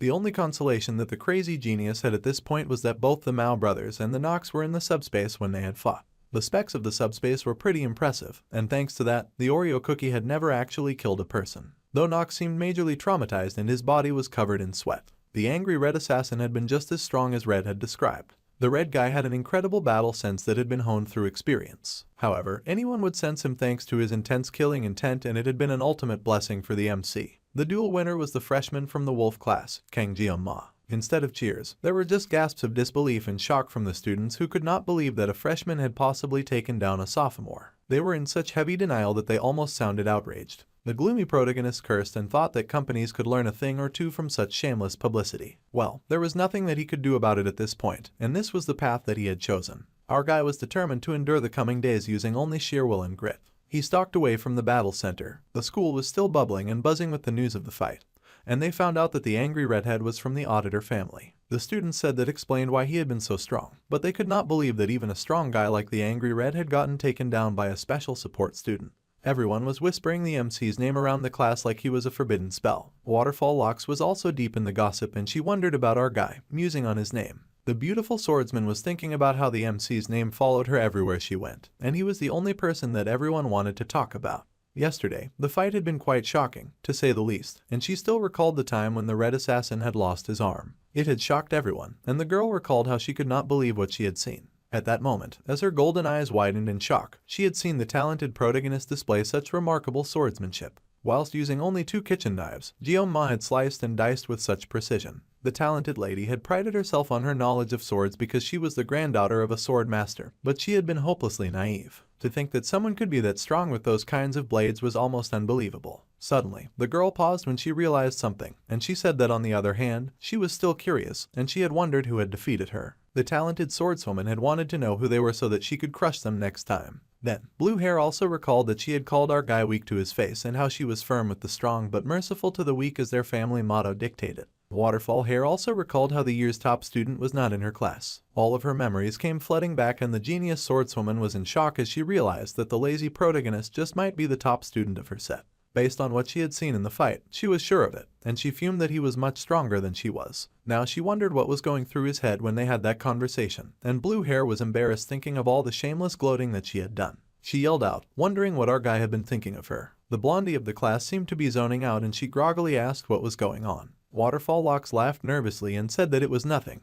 But the blonde girl called Rachel smirked, and she asked Blue Hair if she was sure, since it was certainly something that bothered her. However, the talented swordwoman deflected and said that she had not been able to work out these days, so she felt a tad sluggish. The blonde girl smirked and asked Blue Hair what was up with the pouty face, immediately knowing the talented sword lady was trying to hide something. The girl asked what the blonde girl meant by that, but the blonde pushed and asked the blue-haired girl to tell her. She guessed that the snobby noble was just hungry, but the girl denied that assumption. Then, Blondie guessed that the brunette had left her equipment at home, but that was not it either. Then the blonde asked if it was the bathroom, and the noble girl yelled that she had already said that it was nothing. Then, the blonde called Rachel cute as she had finally figured it out through the process of elimination, as he guessed that little Miss Blue was having some boy troubles. The snobby noble was shocked and speechless. The brunette flushed in horror and the blonde grinned, with her lip twitching. Then, the blonde burst out with laughter and pointed as she guffawed at the noble lady. Rachel had thought that the noble Lady Abel would never be one for romance. The blonde laughed so hard and loud at the poor noble that she blushed with shame, and she yelled that it was not what the clown thought that it was. The laughing hyena was skeptical and then asked the blushing sword lady what the issue was. Rachel wanted to know the man who hit the jackpot, and the brunette went silent. However, the blonde was not about to let it go, and she pushed, wanting to know who had stolen the heart of the normally stoic lady. Since she was not getting a response, the blonde started playing a guessing game. She sharply guessed that it could be Leon, the glowing and perfect protagonist, since he had such a handsome face. However, the brunette looked so disgusted by such a suggestion that the laughing hyena had to rule it out. The blonde thought it was strange that the waterfall hair girl was still apprehensive regarding Leon, and then the hyena guessed that it was surely the special student from yesterday. It was just a guess, but the jolt that she got from blue hair was all the confirmation that she needed. The hyena grinned like a laughing clown and hearts fixed into her eyes at this news that was worth more than gold. She was going to have so much fun with this. So, the blonde grabbed the waterfall hair girl and told her that it was time for them to go. The brunette was shocked, but the blonde was already on her way and racing off. The noble lady asked where they were going since the other girl was dragging her along, and the hyena laughed at her question. Because obviously they were skipping away like characters in a romance novel to go to the wolf class. Meanwhile, at the wolf class, the blonde girl happily waved and said hello to all the wolf students in class. She asked them to excuse them for a moment as she dragged behind her the blushing noble. The wolf class was abuzz with shock to see the popular students in their class, and they could only gape in adoration. The noble felt nervous, but the hyena strode through like she was on a red carpet. Then, she got it, and the blonde hopped onto a table, and she beamed, declaring that they were looking for a fellow with black hair. Of course, she meant our guy. There were hearts in Hyena's eyes as she searched like a predator, looking for the new joke of the day as she searched for anyone with black hair, since the MC was the only one with that hair color. Then, a busybody student came over and said that their high status did not permit the blonde to climb on their desks and make a ruckus. Rachel was not even slightly threatened by the dude, and she just flashed her good looks his way, using her pretty privilege to knock him flat like a bowling pin. The student was overwhelmed by her beauty, and the noble was horrified by the blonde shamelessly abusing her privilege. However, the blonde made the most horrifying face of success when she finally located our guy. He was dozing in his seat with the familiar redhead buzzing and gushing around him. Hyena immediately clocked the female assassin as Jeon-ma's girlfriend. Well, it was not like that mattered to the blonde, and she thought it was better this way since it made things even juicier. This was going to be fun, and love blossomed in her eyes. Red was busy gushing over the lazy protagonist as usual, but then she froze when she felt a weird killing intent coming their way. The blonde had suddenly appeared by their side, and she blew a kiss to Jeon-ma's sleeping head. The audacity of that man snatching the clown. She was so daring that her kiss made Red temporarily lose all color. Waterfall Locks was also rebooting, and Red looked like she'd just been transported to the depths of hell. Then, the hyena pretended like she had made a small mistake, and our guy groggily raised his head in confusion to find himself surrounded by baddies. The hyena smirked all cute and stuff, using her pretty privilege to the max as she asked Jeon-ma if she had woken him up. The MC was confused, and she just jumped right in and asked him to confirm his name. Before our sleepy guy could even respond, the flirty clown said that he had not known who the black-haired genius was before the incident at the subspace the other day. The sleepy protagonist was just trying to figure out why Rachel of all people was in his class. The girl in question went on, and she said out loud that the Oreo cookie was quite the looker up close. Meanwhile, the MC's intuition was screaming at him that the situation he was in was dangerous. Then someone said hello, and asked if they could ask what the heck Blondie was supposed to be. It was Red, and the inner jealousy inside her had activated. Red asked the blonde hyena just what exactly she thought she was doing when she put her hands all over our guy. The yandere girl was not happy at all, and her pupils had shrunk with the white of her eyes blown wide. The confused love clown was slightly amused by the situation, and the MC realized that things were getting out of hand, and that this was exactly what his danger instincts had been warning him about. The redhead's personality had completely flipped to the point that she could not recognize Blondie as human anymore, and she somehow had her box cutter ready to go. If a knife fight broke out in class, things would get very troublesome for the lazy protagonist, so he had to put a stop to this. It was a combination that he had never seen in the game before, and he could not fathom why Rachel had even come to their class. The reason for the season finally spoke up, and the waterfall hair girl told Blondie to stop acting up in a place that was not their classroom. The blonde clown refused to budge and instead smirked as she asked the snobby noble why she would not even say hello. The hyena was truly enjoying the situation, and she grinned, hopping down from her seat on the table. She spoke to Red directly. The blonde clown ruffled the little assassin's hair and told her not to interrupt when adults were talking. The clown went on to say that it was not safe to play with sharp objects either, and of course, her patronizing actions further aggravated Chloe, who slipped more and more into insanity, and her knife hand started twitching. While Blondie had her head turned, the assassin got ready to strike, and she actually aimed a killing strike right at the hyena's back, much to the shock of our guy and Waterfall Locks. However, even with the clown turned, she whipped around lightning fast, and there was a large splash of red. The large splash was a student who complained that his classmate had spilt all the juice because he did not open it properly. The classmate whined that if he did not open the juice like that, then his senior would not even glance his way. The other student yelled at his classmate and told him to be quiet. Meanwhile, a struggle happened in the background, and Red had her hand caught by the cocky blonde who had managed to knock the knife from her hand. The hyena teased Red for being slow and said that she had thought that the little shy girl was just a short kid, but the clown had no idea that Red also had a short fuse. No matter how Red tried, she could not pull her hand away, and Ms. Waterfall yelled out to Blondie, telling her to stop fooling around with the weaker students.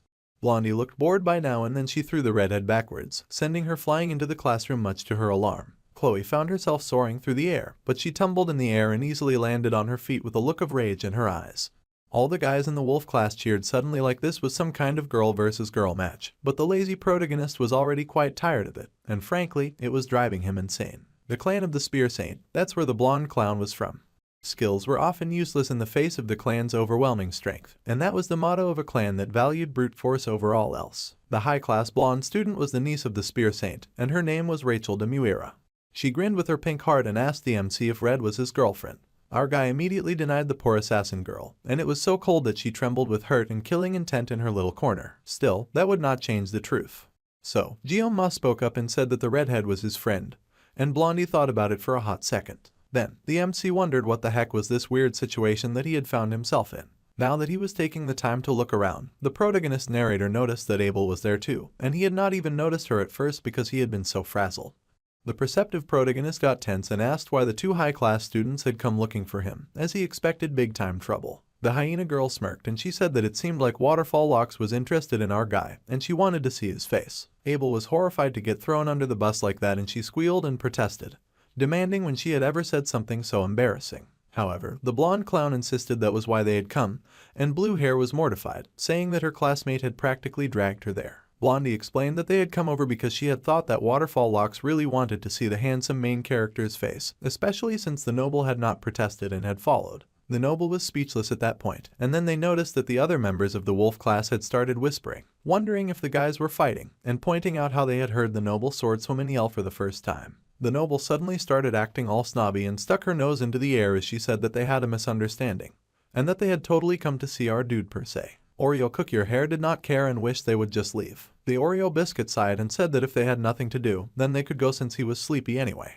The brunette was crushed to be dismissed, and the hyena girl could barely hold back her laughter. The clown thought that the gloomy protagonist was really interesting, and she liked interesting guys. However, the exhausted protagonist said that he was happy to hear that since he was far from interesting.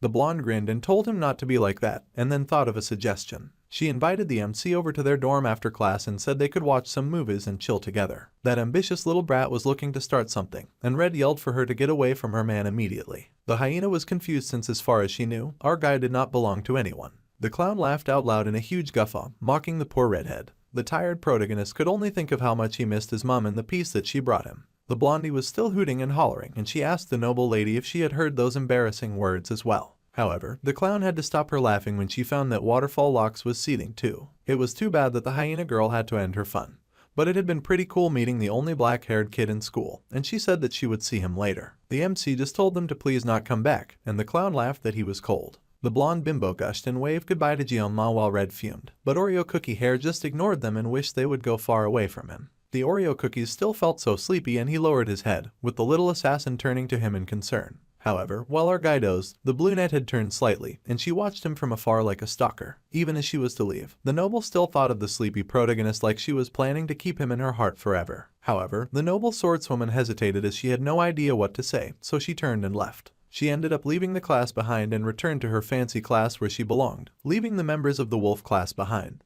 Back in the halls, as Blondie and Waterfall Locks walked back to class, the clown smiled to herself as she thought that it was one thing to have a cold attitude, but from those hollow black eyes, the clown knew that there was something faintly there, something about our guy and the strand of white hair on his head that looked like a gleaming knife, as well as his sharp gaze that was so unsettling that it felt like her throat was cut. The sleepy protagonist had gone far beyond the blonde's expectations, and she grinned foxily as she recalled the chills that she had gotten. The hidden talent in wolf class was definitely a step above the all-style no-substance students that Blonde had seen since the school started. She had only gone to the wolf class to tease, expecting the MC to be another of those jokers, but the clown might have gotten an unexpected gain. Blondie's clan was the type to pull no stops when it came to getting betrothed to only the most outstanding warriors, so in a way, our guy might just be a precious resource, and she licked her lips like a predator just thinking about it. Yes, the hyena thought that it was only natural that he caught the eye of Abel, the invincible empress of swordsmanship, and the blonde smirked at that.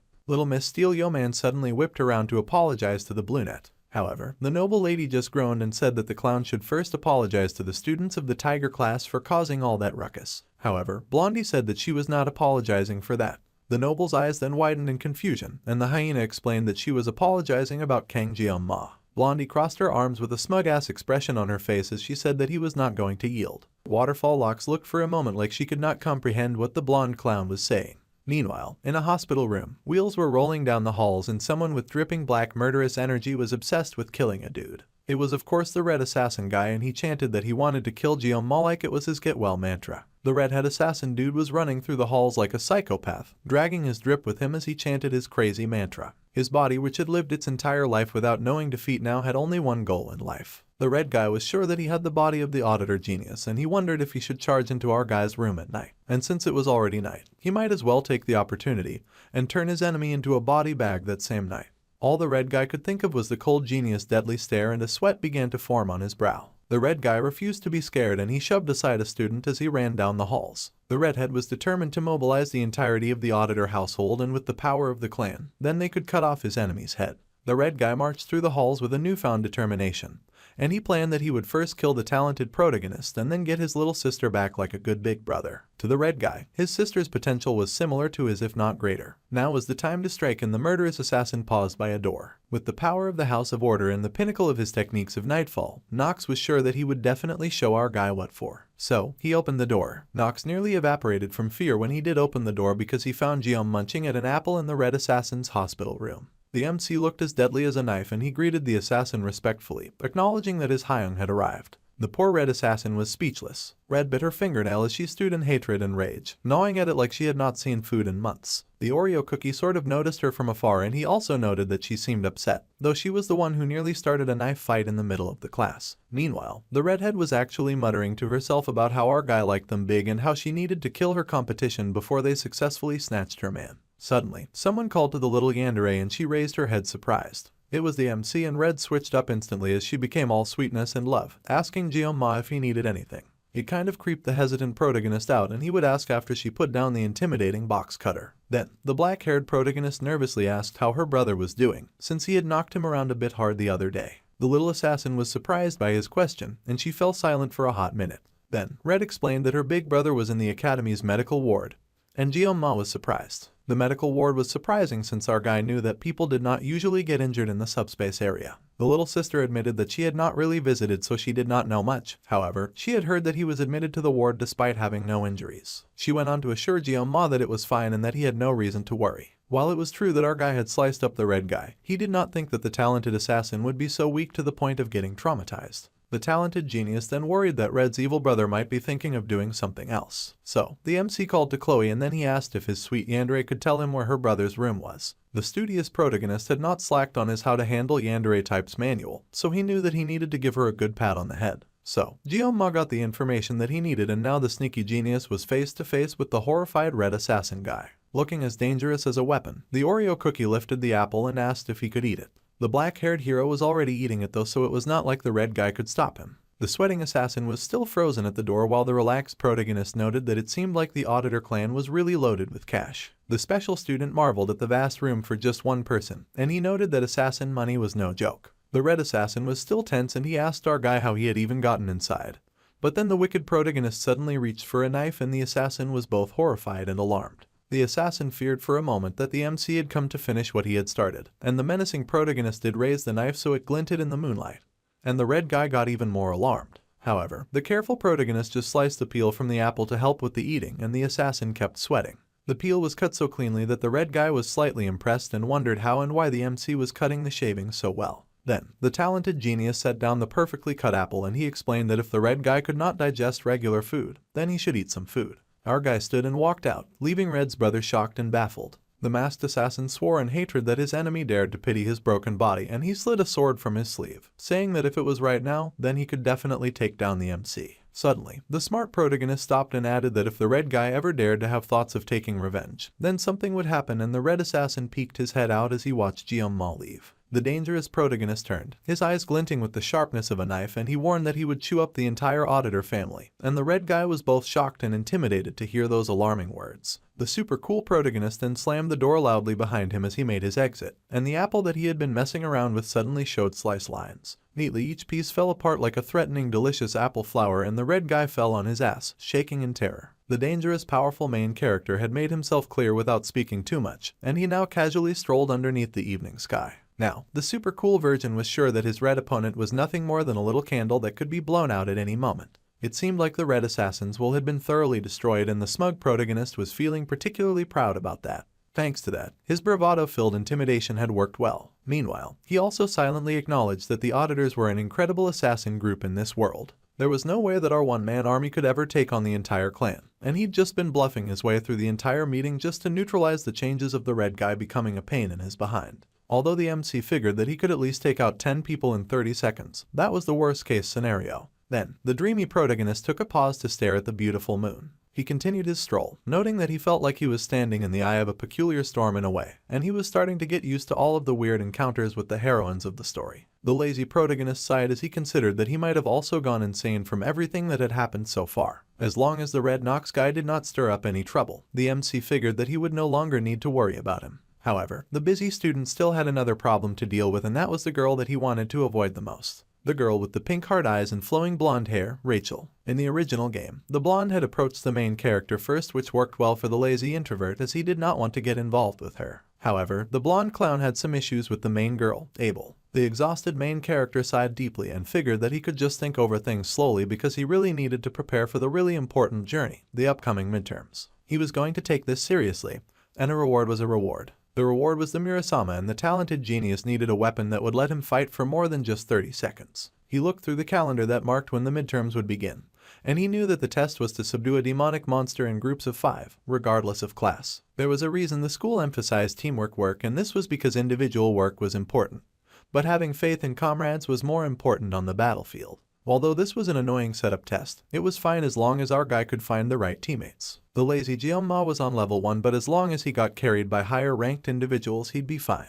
Also, the demonic monster featured in the test was the D-ranked demonic monster, the merman. It looked super ugly, the ugliest, creepiest mer creature alive, and the MC was going to have to see it face to face. He was not looking forward to that. Even though the withdrawn protagonist had worked hard with fish all of his life, there was a limit, and he thought that he was surely going to barf at the sight. If they were a mermaid, then at least they would be a little easy on the eye, plus mermaids were rather high-ranked. However, no matter how pretty the mermaids were, the virgin would not get nosebleeds. Come to think of it, mermaids were considered demonic humans. The main force of the demons was the demonic humans. Compared to the demonic humans, demonic monsters were nothing more than barking guard dogs. Fortunately, only mermen had to be subjugated, meaning that students did not have to deal with demonic humans. The sharp protagonist sat on a bench to ponder how it had already been a month since he had joined the school. The nights at the school were peaceful. Then, the little philosopher pondered peace. It had been 700 years since the humans and the demons had sworn a truce. Just like how human history was not without war, there had been quite a few disputes, both large and small, in this world as well. For example, Vasman, a large purple demonic creature, and half a century ago,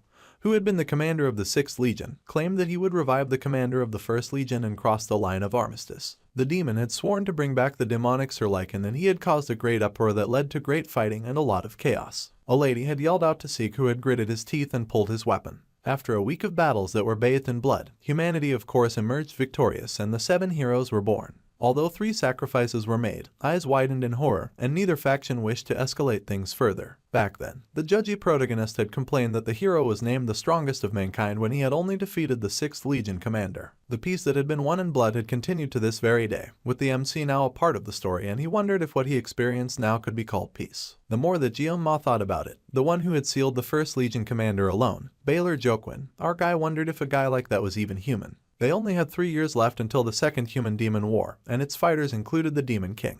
Thinking about the bleak future would not change anything, so the unfortunate protagonist needed to get his head out of his ass and focus on the midterms. The situation was a little annoying, but first, Jianma needed to find some teammates. However, looking through his contact list, the Virgin realized that he was a huge recluse. He only had his family members and the academy director on the dial, which was embarrassing. Wait, now that he took the time to think about it, the lazy genius realized that he was the most famous student in the academy right now. If he used this to his advantage, then that would surely solve his problem.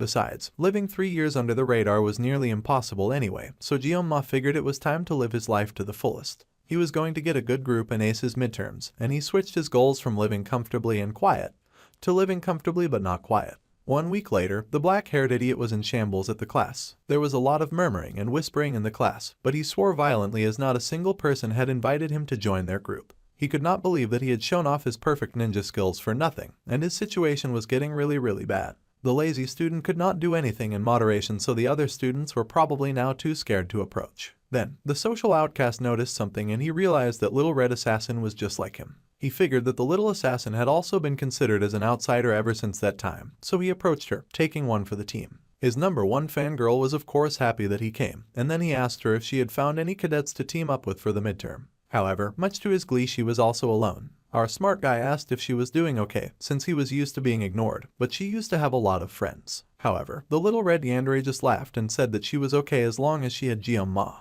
If that was the case, then the ambitious protagonist finally took the plunge and asked her to partner up with him so that he could then find 3 other people. Red was thrilled. The MC was not rejected, and it was a resounding success. Chloe's capabilities were nothing to sneeze at, and the goal of the test was to catch as many mermen as possible during the 1 hour given. Considering that the black-haired protagonist only had 30 seconds, to him, the crazy girl was like 1,000 soldiers, and he smiled fondly as she confessed her excitement. He was so happy that she was happy. Suddenly there was a loud noise and our guy looked up at the commotion. It was the girl he hated the most running straight at him, Blondie with the pink heart eyes. She had shown up at the worst possible time, announcing that she had come back to play. The black cat protagonist swore internally, and then he tried to play it off, asking why she had shown up. The blonde hyena pouted, saying that she had literally just told them why she had come. However, Red was not having it and she had gone full demonic mode instantly, chanting that the big ones had come and she was talking about melons, not power level. The black-haired protagonist immediately tried to do some damage control and told Blondie to beat it, and that he could not humor her since he had things to do. The clown then pretended to be so hurt by his words, even getting tears in her eyes when she asked why he was so cold.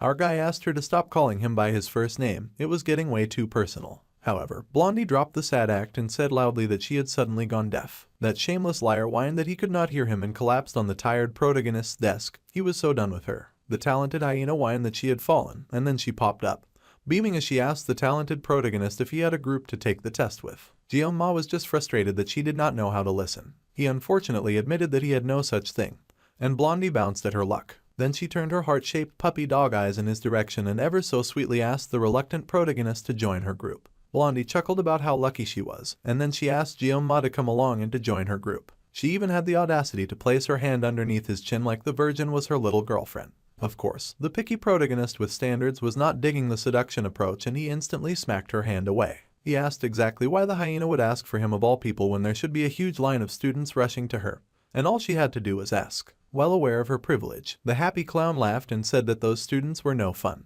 However, the touch-averse main character on the other hand seemed fun to do the test with. Our guy was speechless and had no idea what to say to that. Then, the black-haired protagonist pointed out that he had already started a group with his girl Red, and she was a little surprised to hear him speaking up for her. Blondie beamed and said that was fine too since there were spots open in her team anyway. That little rat was ready for everything, let alone the reward. The hyena girl did not realize that asking 2 losers to join her team would risk her grades. Then again, the nonchalant protagonist recalled that the rule was to not hate the player, but the game. So, the MC took some time to consider his options. Out of the corner of his eyes, the charcoal-haired protagonist shot a look at the little assassin to guess what she thought of all this. Red was a little hesitant, but she nodded since it was not like they were going to find anyone else and Blondie was at least pretty strong. So, our guy finally gave in and put himself in her care. The hyena was overjoyed and she told the strong MC that he was not allowed to back out now that he had said yes. Then, it occurred to the slow genius to ask who the other members of the group were. To no one's surprise, Blondie asked the slow poser if he knew who Leon was since he was super popular. Of course, the lazy background character knew exactly who Leon was and he swore in horror as he started to mentally evaporate since he had wanted to stay as far away from that dude as possible.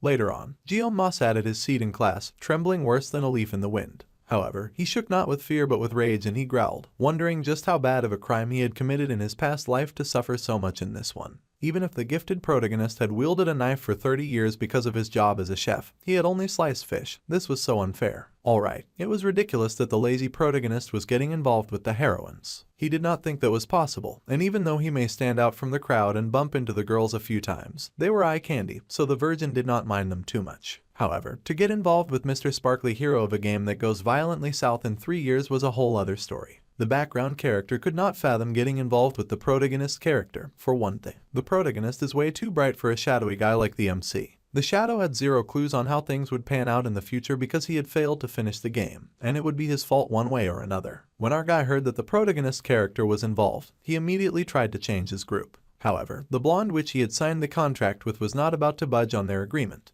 She had already put his name in the application before she had even asked his permission, and then she had submitted it immediately after. Not even sacrificing his virginity could get the loser out of this, and he shook with rage as he considered finding Blondie and slicing her up in vengeance. This was the first time in his life that he had ever been provoked to slice a woman. Suddenly, Red called out to Jeon-ma and she looked pretty haunted herself as she asked him if something was the matter. Our guy froze and Red pointed out that ever since the blonde dog girl had left, the loser had stopped looking very well. The little assassin was acting like the blonde had somehow made away with the black-haired protagonist's virginity, and he was silent as he searched for a good response. Then, he told his yandere pet that he had just been a little overwhelmed knowing that he would be taking the exam with the Star Class cadets. Red was surprised and instantly mellowed down, encouraging him, saying that she was sure that there was nobody in the Star Class stronger than he was. He nervously thanked her, and the genius recalled that he had been the one to ask the redhead to team up with him, so there was no way that he could leave the group without her in good conscience. Now that Jeon-ma had taken the time to think about it, he could not possibly ask for better people to take the test with. This was a good thing, a blessing, so the lazy opportunist told himself not to be pessimistic about the situation. So, the refreshed protagonist turned to the redhead and asked when and where they would be having the group meeting. The redhead recalled that Blondie had said that they would meet at the cafe in the protagonist building at 6. The sharp protagonist then realized that Red was not going to call the hyena girl by anything other than her hair color for now. It was nearly time, so our guy said that they might as well head off immediately, and Red beamed, agreeing with him at once. So, they took off and casually strolled through the halls of the academy, and eventually got to the door. A cup was slammed down on the table, and it was the little assassin sighing in relief as she slurped her avocado smoothie which she found so yummy. The MC watched her in amazement, knowing the green soup that she was drinking was worth 50,000 won. Those prices would get to him no matter how long he stayed at the academy. Then he nearly spat blood as he hailed Starbucks for being so good. Despite recoiling at the prices, Red figured that he was complimenting the brand that she was drinking from, and the redhead beamed as she happily agreed with him. Meanwhile, the loser reminded himself that he was an adult and he needed to practice some self-control. The only drink that was 10,000 won or below was espresso, so the guy had ordered it, but it tasted like horse poo. Since it was an outside company, the faculty cards did not work there, so the cheap protagonist would not be frequenting that place often. Suddenly, a phone began to ring, and it belonged to our guy. He checked out his messages and he had asked why Rachel and the gang were so late. The crazy blonde had replied that she was running late because she had to take care of the kids. The lazy opportunist and Little Red were already at the Starbucks meeting room, and the blonde hyena said that she would meet them there. Soon, the door opened and in strolled the blonde with a smoothie as she apologized for showing up so late. Behind her stood the true protagonist. The blonde asked the two if they had waited long, but our guy, who sat quietly in the corner, could only focus on the golden shine of the blonde-haired and blue-eyed menace behind the girl who'd been terrorizing him of late. If the protagonist was light, then the shadowy main character was definitely the darkness, and he stared at the protagonist in silent awe.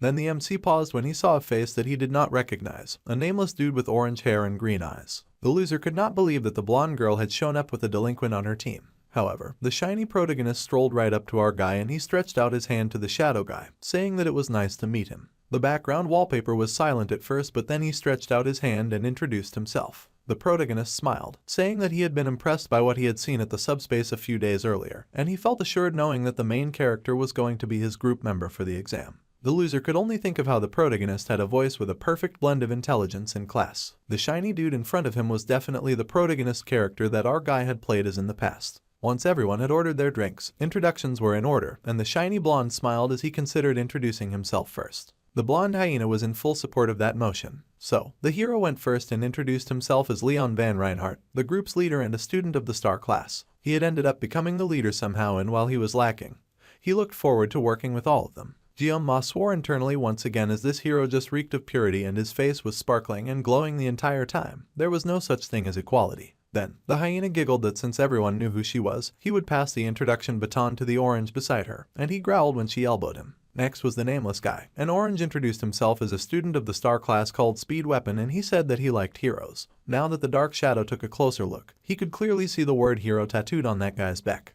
The judgy loser was unimpressed, and he could not believe that orange was actually called Speed Weapon. This group was breaking down a lot of stereotypes that our guy had in mind for those who liked heroes, and he had expected Orange to explain way more. Then, Red shyly introduced herself as Chloe, auditor of the Wolf class, and she was here thanks to her crush. Then the blonde clown started acting creepy by noting how familiarly the redhead called her new prey, and the yandere nearly activated right then and there. However, Red showed remarkable restraint with a strong sigh as she said that it was a pleasure to meet everyone. Blondie was amazed that the redhead had patience and everyone else that her intro was rather well spoken. Then, Ma gave the dodgiest introduction there was by only saying his name and his class. Well, their shiny leader got started since things had gotten a little awkward. It was time to begin the meeting and the hero slid his laptop on the desk and it lit up in a brilliant PowerPoint presentation that left the dude extremely shocked. At their lunchtime, the Star class's instructor had distributed files to the group leaders, and what they were looking at now was a map of their examination site called Scopuli Island. First, the students would be teleported to the designated island through a subspace, but it would only be the gate that would be the subspace. The island itself was real so they could actually get injured by the demonic beasts. Then, the shiny hero zoomed in on the image further, and he showed his teammates the area that they had been assigned, which was the northeastern coast. 3 groups, including theirs, would be hunting mermen on that island.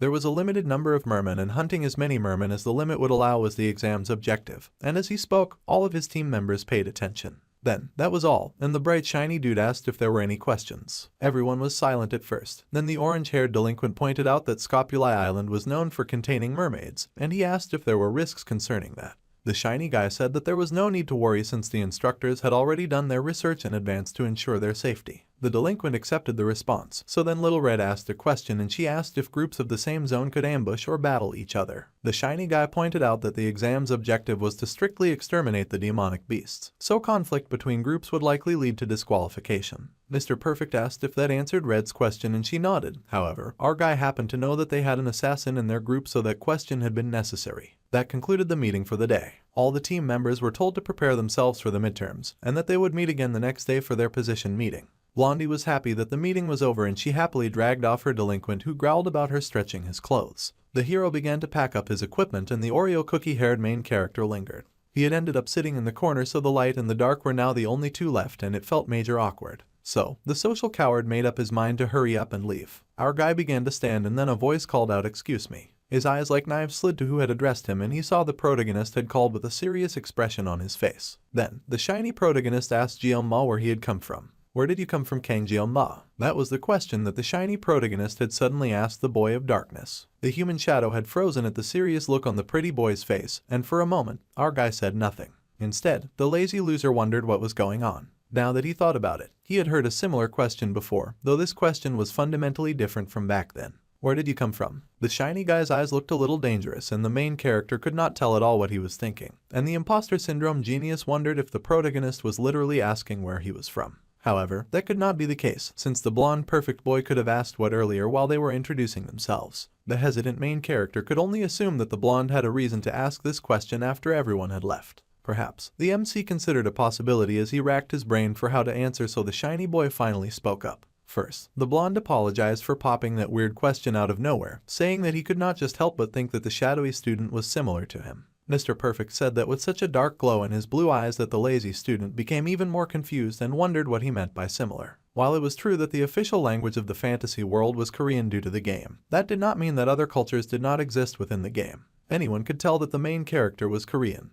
And then the shiny blonde suddenly told our guy to pretend like he had not heard anything. Then, the shiny blonde stood with a smile and began to walk away, saying that he would be leaving then. However, the MC suddenly reached out and grabbed his shoulder, calling the true protagonist by name. The protagonist hesitated, and the main character desperately asked just where the shiny perfect blonde had come from. Ma swore as he usually did when he found himself acting on impulse, as he had just grabbed the blonde without even thinking. However, if he did not get answers, he would not be able to get a wink of sleep. Finally, the blonde laughed and said that he came from Germany, and Oreo cookie hair was left speechless. Then, the blonde turned and walked away with our guy staring after him. He stared in confusion, wondering what was up with the weirdo protagonist. Later on, an object fell from the main character's hand and he found that this occurred because his hands were trembling. He glanced down at his hand, wondering if he was being paranoid. At that moment, a thought had crept into his head during the discussion with Mr. Bright and Shiny. The tar-haired guy wondered if the shiny protagonist had also come in from another world as well. As outlandish as it sounded, he could not help but wonder. There was no rule that said only one person could get dragged into the game's setting.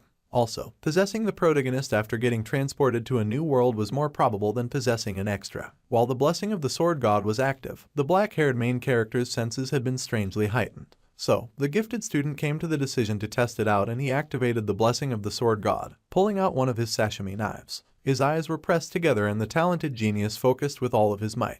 His mind reached into the dark as he searched for answers, and he found that the blonde's existence was in fact of this world. Our guy was shocked, not only that he could get answers from the weird god, but at the answer that he had received. He had felt it again, the same sensation from when he had felt like a puppet in the blessing's hands. If Jeonma activated the blessings of the sword god and focused, then he could faintly hear a voice. He groaned and massaged his head, feeling a throbbing headache as just thinking about the situation was giving him a migraine that even bypassed the painless blessing. Regardless, the Leon that our guy had met that day was most definitely the same Leon that he played before. No actor in the world could replicate Leon so perfectly, from his bright and pure energy to his seriousness and determination when it came to taking charge. This made the tarpet-haired main character ponder more, and he wondered if the protagonist had really intended only to ask which country he had come from. Even then, Oreo Cookie Hair could not stop his mind but remembering the shiny boy's words and how he had thought that they were similar. None of what the black-haired MC knew explained what the blonde golden boy had meant by that. He considered looking at the Keikomu wiki more to research and read up about the characters in his old life, but he did not have any interest in male characters back then, and when he checked it now, there was no info on Leon.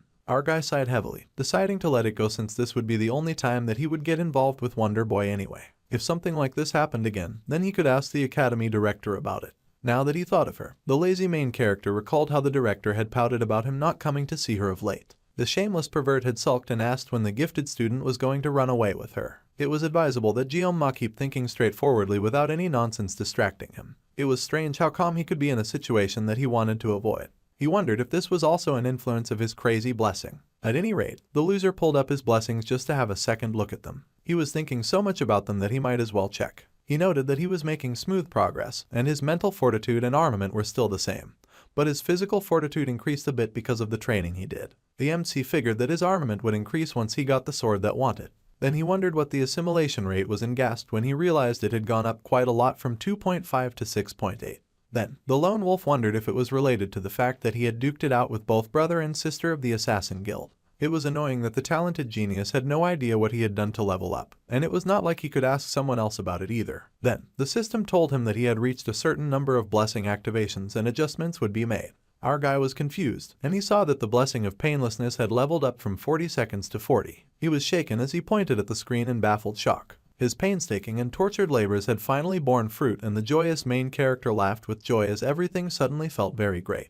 Then, time flew by. The MC kept training no matter what, and he continued to attend all of the group meetings, interacting with the crew and having a swell time. With 3 days left, he continued his training with Red, who happily gave him more swordsmanship pointers. Then with 2 days left, the clown girl started moving in again and the yandere nearly lost her mind. One day before the start of the test, and Jeonma had not stopped his daily exercise as he fought and sweated to grow. His sweat hit the floor where he worked, and he sweated more as he swung his sword with more precision after many days of practice. The main character was sweating up a storm, and his sweat sparkled the more he learnt and improved. Then, Oreo Cookie Hair smiled in satisfaction after a long day of hard work. Finally, the day for the midterm had arrived and all the students gathered around. A subspace gate had been opened, and it had a completely different vibe than the subspace for the training grounds. Then our guy was called to come over, and he turned to see his group waiting for him, all strong men and women. The main defense from the left was played by the blonde clown grinned as she laughed that the lazy main character who usually preached punctuality was late that day. Their leader Leon, who was stationed in the middle, smiled brightly at the black-haired main character and called him over. Orange Hair called Weapon was their support from the right, and he just waited for our guy to come around.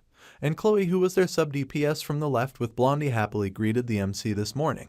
The talented genius was the rearguard at the far right, and he apologized for his tardiness. He could not help but marvel at the amazing equipment that they carried, and that the blonde had an S-rank gear Vermilion Phoenix halberd. It did not look like the protagonist had his bombing just yet, and Speed Weapon's gear was a recorder for some reason. The underrated loser could not believe what that idiot was wearing around his neck. To make things worse, the orange delinquent totally saw him looking and started acting like he was itching for a fight. The blonde hyena whispered that it was actually one of the few S-rank equipment that aided with healing, and Jeonma could not believe that thing was that powerful. A healing S-rank armament was something that was ridiculously hard to get, even if one dumped tens of millions of one in-game. However, its appearance also contributed to its specs. The genius had no choice but to be rather impressed with the weapon, and he rubbed his chin in admiration and newfound respect, studying the weapon. However, Orange got rather flustered and told him not to get so close. Then, an attention rang out that the first year midterms of the year 2043 would then commence. Seeing all of the students' faces, they all seemed prepared. They should all be familiar enough with the rules, so the wolf instructor would keep things brief. If there was something that they could not handle, the students were instructed to run away, as they were reminded that they were not yet heroes but cadets in training.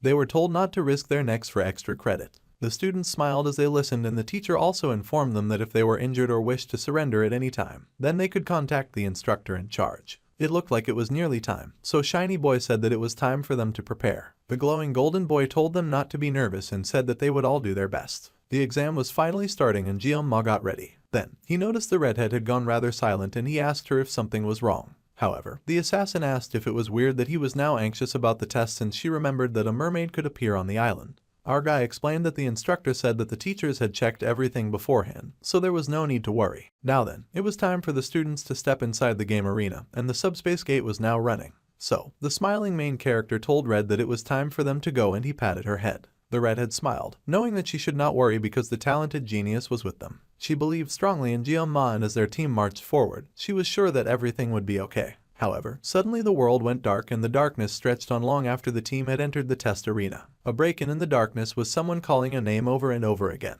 There were words being spoken in the dark, flashing in and out in blurry lines, and Red realized that she could hear our guy's voice. He kept calling her name over and over again, until it was louder and louder. Chloe snapped out of her daze and was shocked as the genius asked if she could hear him. Her eyes widened as she realized that she had suddenly lost focus for a moment. Then she stared as the other teammates said that they could not contact the instructor in charge. They had landed in a cave and there was no connection. The crisis had come and someone was bleeding. The redhead was confused, but then she said before them a high-ranked mermaid. Just before the mermaid's appearance, the sky had been bright and beautiful over the beautiful Scopuli Island. There was a lot of coughing and hacking on the beach. For some reason, the team was feeling rather sick after stepping through the subspace. Then, the golden blonde turned to our guy, surprised that he seemed fine, and the talented genius explained that he generally did not get seasick. However, the pretty protagonist doubted that this was a seasickness issue. Suddenly, a merman showed up and it made a very surprised noise. Jian-ma saw a merman for the first time and he was as horrified as he suspected that he would be. The creature was surprisingly smaller than he had suspected.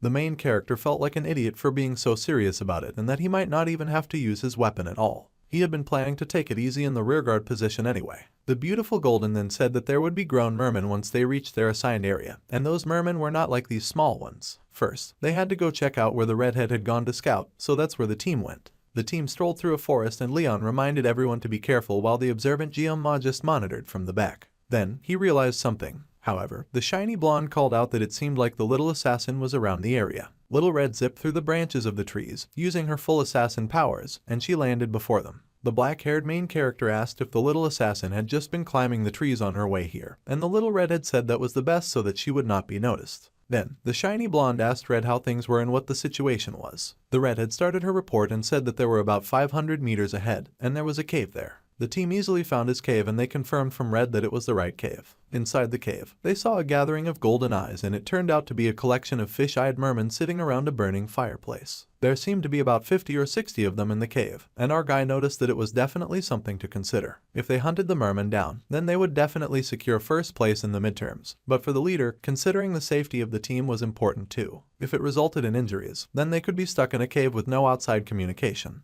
The genius wondered if they should take the risk or safe detour somewhere else. This decision was of course up to their team leader, Leon. The leader counted on Cleo to scout around when they landed on the island. Weapon was to handle the buff-type blessings and healing from the back. The cynic still found it interesting that Orange was a healer, and the delinquent had immediately gotten pressed, asking Jian-ma what he had said, and yelling that the basics of a hero was to help others and that should be common knowledge. Then, our dude Jian-ma was to guard the rear against any potential threats. The lazy student was absolutely grateful for the very sweet and easy job that he was getting. Meanwhile, the golden boy would lead everyone from the center. The team could not just rush in, and of course, the golden leader would join the offense if the situation called for it. Then, the crazy clown pointed out that she had been left out and she asked what she should do. The beaming golden prince beamed at her and told her something. Present day, the leader has made a decision. Rachel was called upon and the vicious blonde pulled forth of her spear. Her hand tightened on her mighty staff, and then she swung and let go, the spear firing like a lightning bolt. It shot off, creating a golden arc in the sky as it flew towards her chosen victim, and their golden eyes stared back.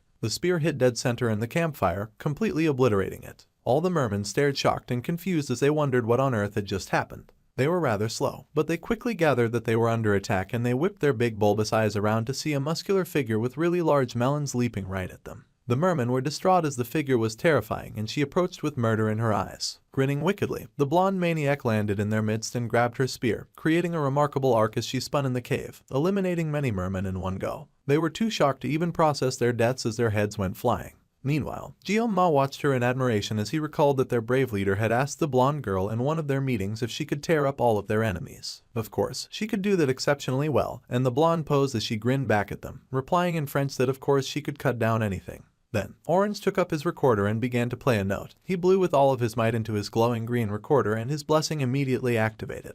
The mermen were shocked to hear such amazing tunes firing their way. As the music attacked them from one side, blowing their minds, the hyena lady attacked from the other side, cutting them down like they were paper. As she advanced, she kept counting down her kills with mad glee in her eyes. Crazy Blonde counted 18, then 22 kills, and then 24, her joy never diminishing as she swirled and whirled. She beamed with joy, thanking Weapon for his blessing, as she had taken 25 kills down now. Everyone was amazed at her ruthlessness and skill, though the shiny leader just looked proud of her. Then, Red decided to show off as well and grabbed her own weapon. Unsheathing her mighty sword, she activated her own special blessing as pink magic danced off her weapon and body. She used the blessing of the cat. With one mighty slash, she had beheaded a whole line of mermen. She sliced 8 in one blow and boy did little Red look proud of her kill. More mermen charged at her, and she sliced the ugly creatures up in ribbons of flesh and blood. That made 10. Meanwhile, Crazy Hyena Blonde was pushing 45 while she swirled and whirled her way deeper and deeper into the cave. Now, the boys were kind of concerned as they watched the girls' progress. They were surprised that the girls were not stopping because at this rate they would go too deep into the cave. Then, Jeon-ma's eyes widened as he realized something.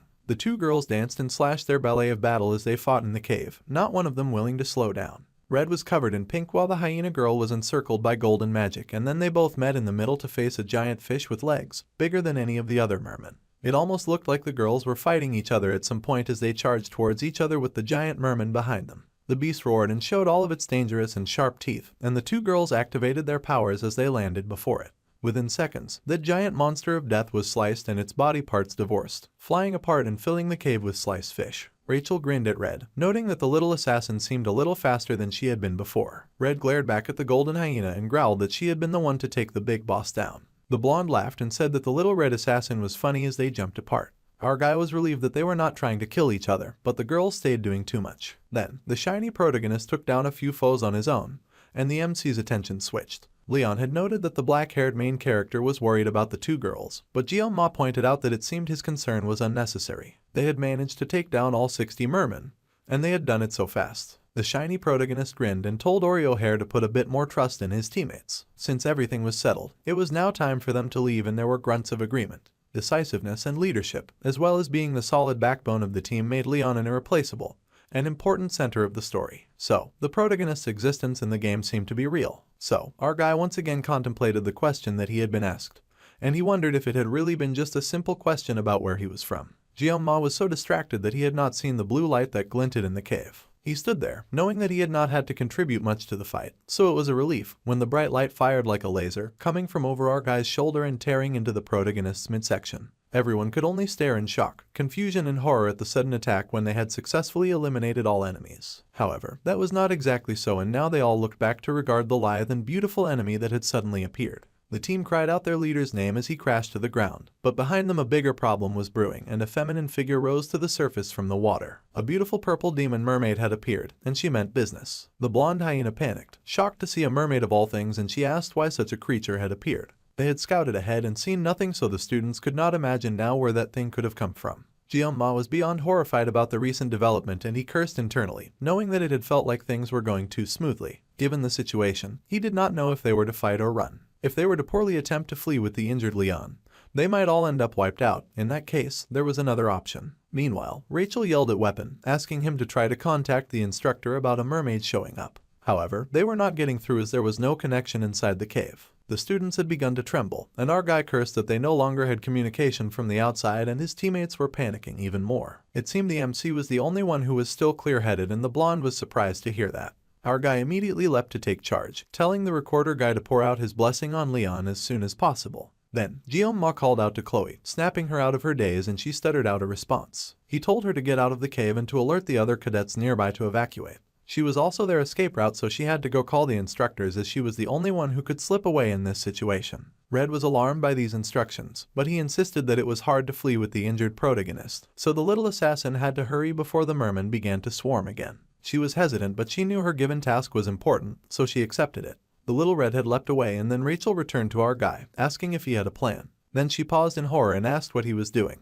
Even Orange yelled at him that he was insane. However, the crazy genius turned to the mermaid, telling the blonde hyena and the orange healer that he was leaving the small fries to them. They cursed, asking what the crazy genius was planning to do. However, the black-haired main character just closed his eyes. He had always disliked small fish because there was no skill involved in handling them. However, when it came to slicing big fish, he was exceptional at it. With joy, Guillaume pulled out his knife, for he had big fish to slice. Demons could utilize a unique power similar to humans in their blessings. Magic. The protagonist fell to just one normal attack with said power. This was the difference in strength between humans and demons. Guillaume could not say for sure that he would reign triumph, despite having the blessing of the sword god. Even in the original game, it was impossible to subdue a magic-utilizing demon without a party. The fact that he was supposed to solo a boss that usually required a full-scale raid was a terrible situation. Of course, he was going to curse when things got so bad so very fast. There was no way for him to back out of this now, and he silently considered his options. It would take around 10 minutes for Chloe to come back, and there was only one thing he could do while facing the mermaid that was smiling like he was fish food. His words and actions also gained an increased sense of authority, and restrictions would be applied to the blessing to adjust to the user's level. The blessing of the sword god was then activated, and our guy grinned as silver overtook his eyes. It had been quite a while since he had done some proper sashimi, and he was quite looking forward to it. The power as usual wished the sword god's blessing upon him. The fight had begun, with the blonde hyena charging forward and attacking the prey in front of her with a mighty fast slash. The fish with big bulbous eyes roared at her and charged. However, she stuck her spear far within its gut and through its gaping mouth, groaning all the while. The talented spearmaster had to fight back 3 mermen at once with her incredible strength, screaming and growling the entire time, as well as cursing as she pushed back the alarmed fish people. She yelled at them to get out of her way, sending a blast of power through them that knocked them back. Then, the blonde sighed with relief and wiped the sweat from her face. The orange-haired kid watched her from afar, considering giving Rachel a blessing boost. But healing the hero Leon was overwhelming enough, as the wound in his side was deep and bleeding. The wound was deep and it was not healing very quickly, but it was recovering regardless, and that was all that they could ask for. The orange record blower was aware that the jerk Guillaume was absurdly strong from the subspace duel that they had watched. Surely there was a limit when the first-year student was facing a giant malicious mermaid. There was no way our guy was not crazy to be able to stand before that giant fish woman and not run. Just watching them made the ginger feel as if his bones were splintering. It was much too late, but he considered trying to talk some sense into the MC and stopping him from doing something this stupid. However, as the mermaid raised her mighty webbed hand, tinged with magic, and brought it down with malicious intent, Kang Jeonma's ability activated and he sliced forward with overwhelming speed. He managed to dodge her first attack, bolting right at her with his swords drawn. The mermaid seemed to be a demonoid who primarily utilized long-distance attacks with the magic of water properties. While he did not know magic, the mermaid was still just a fish that happened to have flesh and bones. So, he was going to dive in, leaping at the powerful figure with all of his full chest, and he could cut that giant fish up into pieces. His eyes were whited out with focus, and even the mermaid looked shocked when our guy leapt. The MC sliced with ferocity, slashing through the mermaid, but she somehow dissolved like water, surprising him. He was alarmed when the mermaid suddenly turned her arm into a water drill and charged forward at the orange-haired healer. The poor recorder boy was terrified and frozen in place. He could not even compute moving out of the way. The ferocious fish was elated at the fear that she found in his eyes, and she excitedly rushed at him, but she had distracted herself, and her mouth fell open in a scream of pain. Our guy had zipped over there instantaneously. He was not about to let the mermaid get away with hurting their healer, and he cut her off before she could get to Orange Boy. Guillaume skidded to a stop as he landed, turning to face his screaming opponent. The cut had been irritatingly too shallow to be good enough, and he leapt off again, this time intending to cut her like he had been trained to cut fish. The mermaid was not having it and leapt back into the water in retreat, much to our dude's hatred and disdain. She truly was a cowardly mermaid, and predicting her movements was no easy task. She was making this entire fight so hard for him. Then, he wondered if she had deliberately gone for the ones who were injured. Regardless, he had to cut her down. Suddenly, someone called to our dude, and he turned in surprise to the recorder boy, who watched him speechless. The hero was also rather speechless as he clutched his wound. The MC sort of remembered they were there, and he asked if they were doing all right. The recorder boy was nervous, but he managed to stutter out that he was fine. Satisfied with that answer, our guy leapt into the fray once more, telling the healer that he was relying on him, and calling him a hero. Weapon was in disbelief as the mermaid leapt out of the water again, and the MC relentlessly attacked her. He had been called hero by Guillaume, and the boy's eyes widened. He recalled telling the black-haired boy that being a hero was cool. It involved justice and bravery and self-sacrifice and the ability to turn despondence into hope. However, despite entering the world's best hero training school, the orange-haired boy had not seen anyone who had the things that he had mentioned. Our guy had wondered if the healer would confess his love if he found someone like that. The healer said that he had not seen anyone like that in the dragon class anyway, which was why he had joined this group with Rachel, and since he was a supporter type, the team composition worked out well. He had been sure that he could find the hero that he was looking for in Leon. Our guy could not help but smile as he looked at the shiny protagonist, thinking that the healer was right. Weapon caught the MC idolizing too and he grinned sorry to say, but Jeon-ma was far from being a hero in his eyes, although he was strong. Even if he was, the black-haired main character would refuse to be a hero anyway. The orange-haired boy said that being a hero was not some kind of object for him to refuse, and even so, he would not be giving that title to our guy anyway. Now, the recorder boy looked at Kang Jeon-ma in a different light, and Loki cursed at him. The way our dude valiantly fought the giant beast, tearing piece after piece from her in lightning-fast moves. The mermaid even sent projectile purple fish at the MC and they zoomed at the talented fighter, intending to do great harm. However, he was able to smoothly dodge the attacks, flying over the projectile purple fish, and he mumbled that this felt a bit slow. Then, he realized that the projectile fish were following. Little Miss Mermaid was playing dirty. The dirty fish laughed like an evil villain as she shot more reprehensible attacks his way. But our dude sliced an X shape on the cave wall and broke through to the other side, the fish flying through the wall as well. They shot at him as he ran, chasing him down no matter his speed, and the mermaid grinned wickedly. She used her projectile purple fish to hunt him down.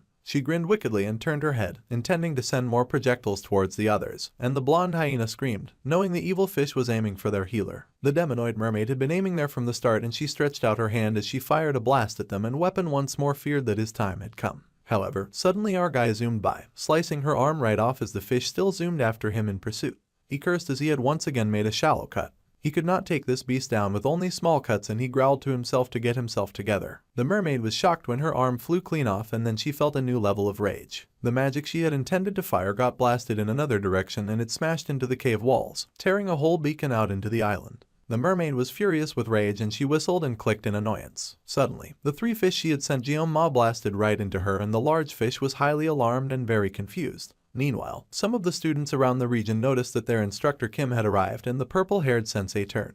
They had also heard a very loud sound that was like a roar as well as a bam. The birds had taken to the air in a suspicious area as well. There had also been a flash of light before the student had seen the instructor, and it had started to rain. All of these were not very good signs and the teacher got serious as she stared in the direction that the sound had come from. The teacher then smiled at the students and said that they should get to the wounded and move quickly. Seeing that it had started raining, she told the students that they had likely seen lightning and heard thunder. The students immediately accepted this excuse and happily agreed that they should return to the academy as soon as possible, with the purple-haired teacher smiling the entire time. Meanwhile, the rain fell into the hole that had been created in the cave, and the orange-haired student continued playing his tunes to heal the fallen leader. There was silence in the cave and the fishmen looked alarmed by the sudden hole in their home. They ran and retreated, much to Rachel's surprise. The rain kept flooding into the cave and the students looked around as their foes seemed vanquished. But they were not about to let down their guard. Our guy groaned mentally about failing to land a fatal blow on the creature because he had to be conscious of Leon the entire time. The mermaid had likely been crushed under the debris after the cave collapsed,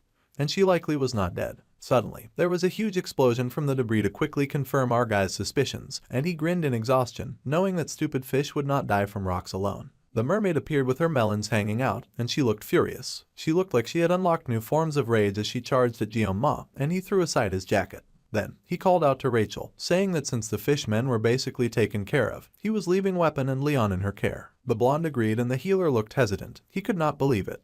But Kang Jeon-ma was really going to keep facing the demon head-on. He had thought that the knife-slicing genius had been nothing but a madman earlier, but now, it seemed the orange-haired boy was witnessing a legend in the making. Our guy could finally focus on defeating that big fish and that big fish alone. He had only 10 seconds left and he rolled up his sleeves so that he could use his time wisely. It was now time to make up for the lost time.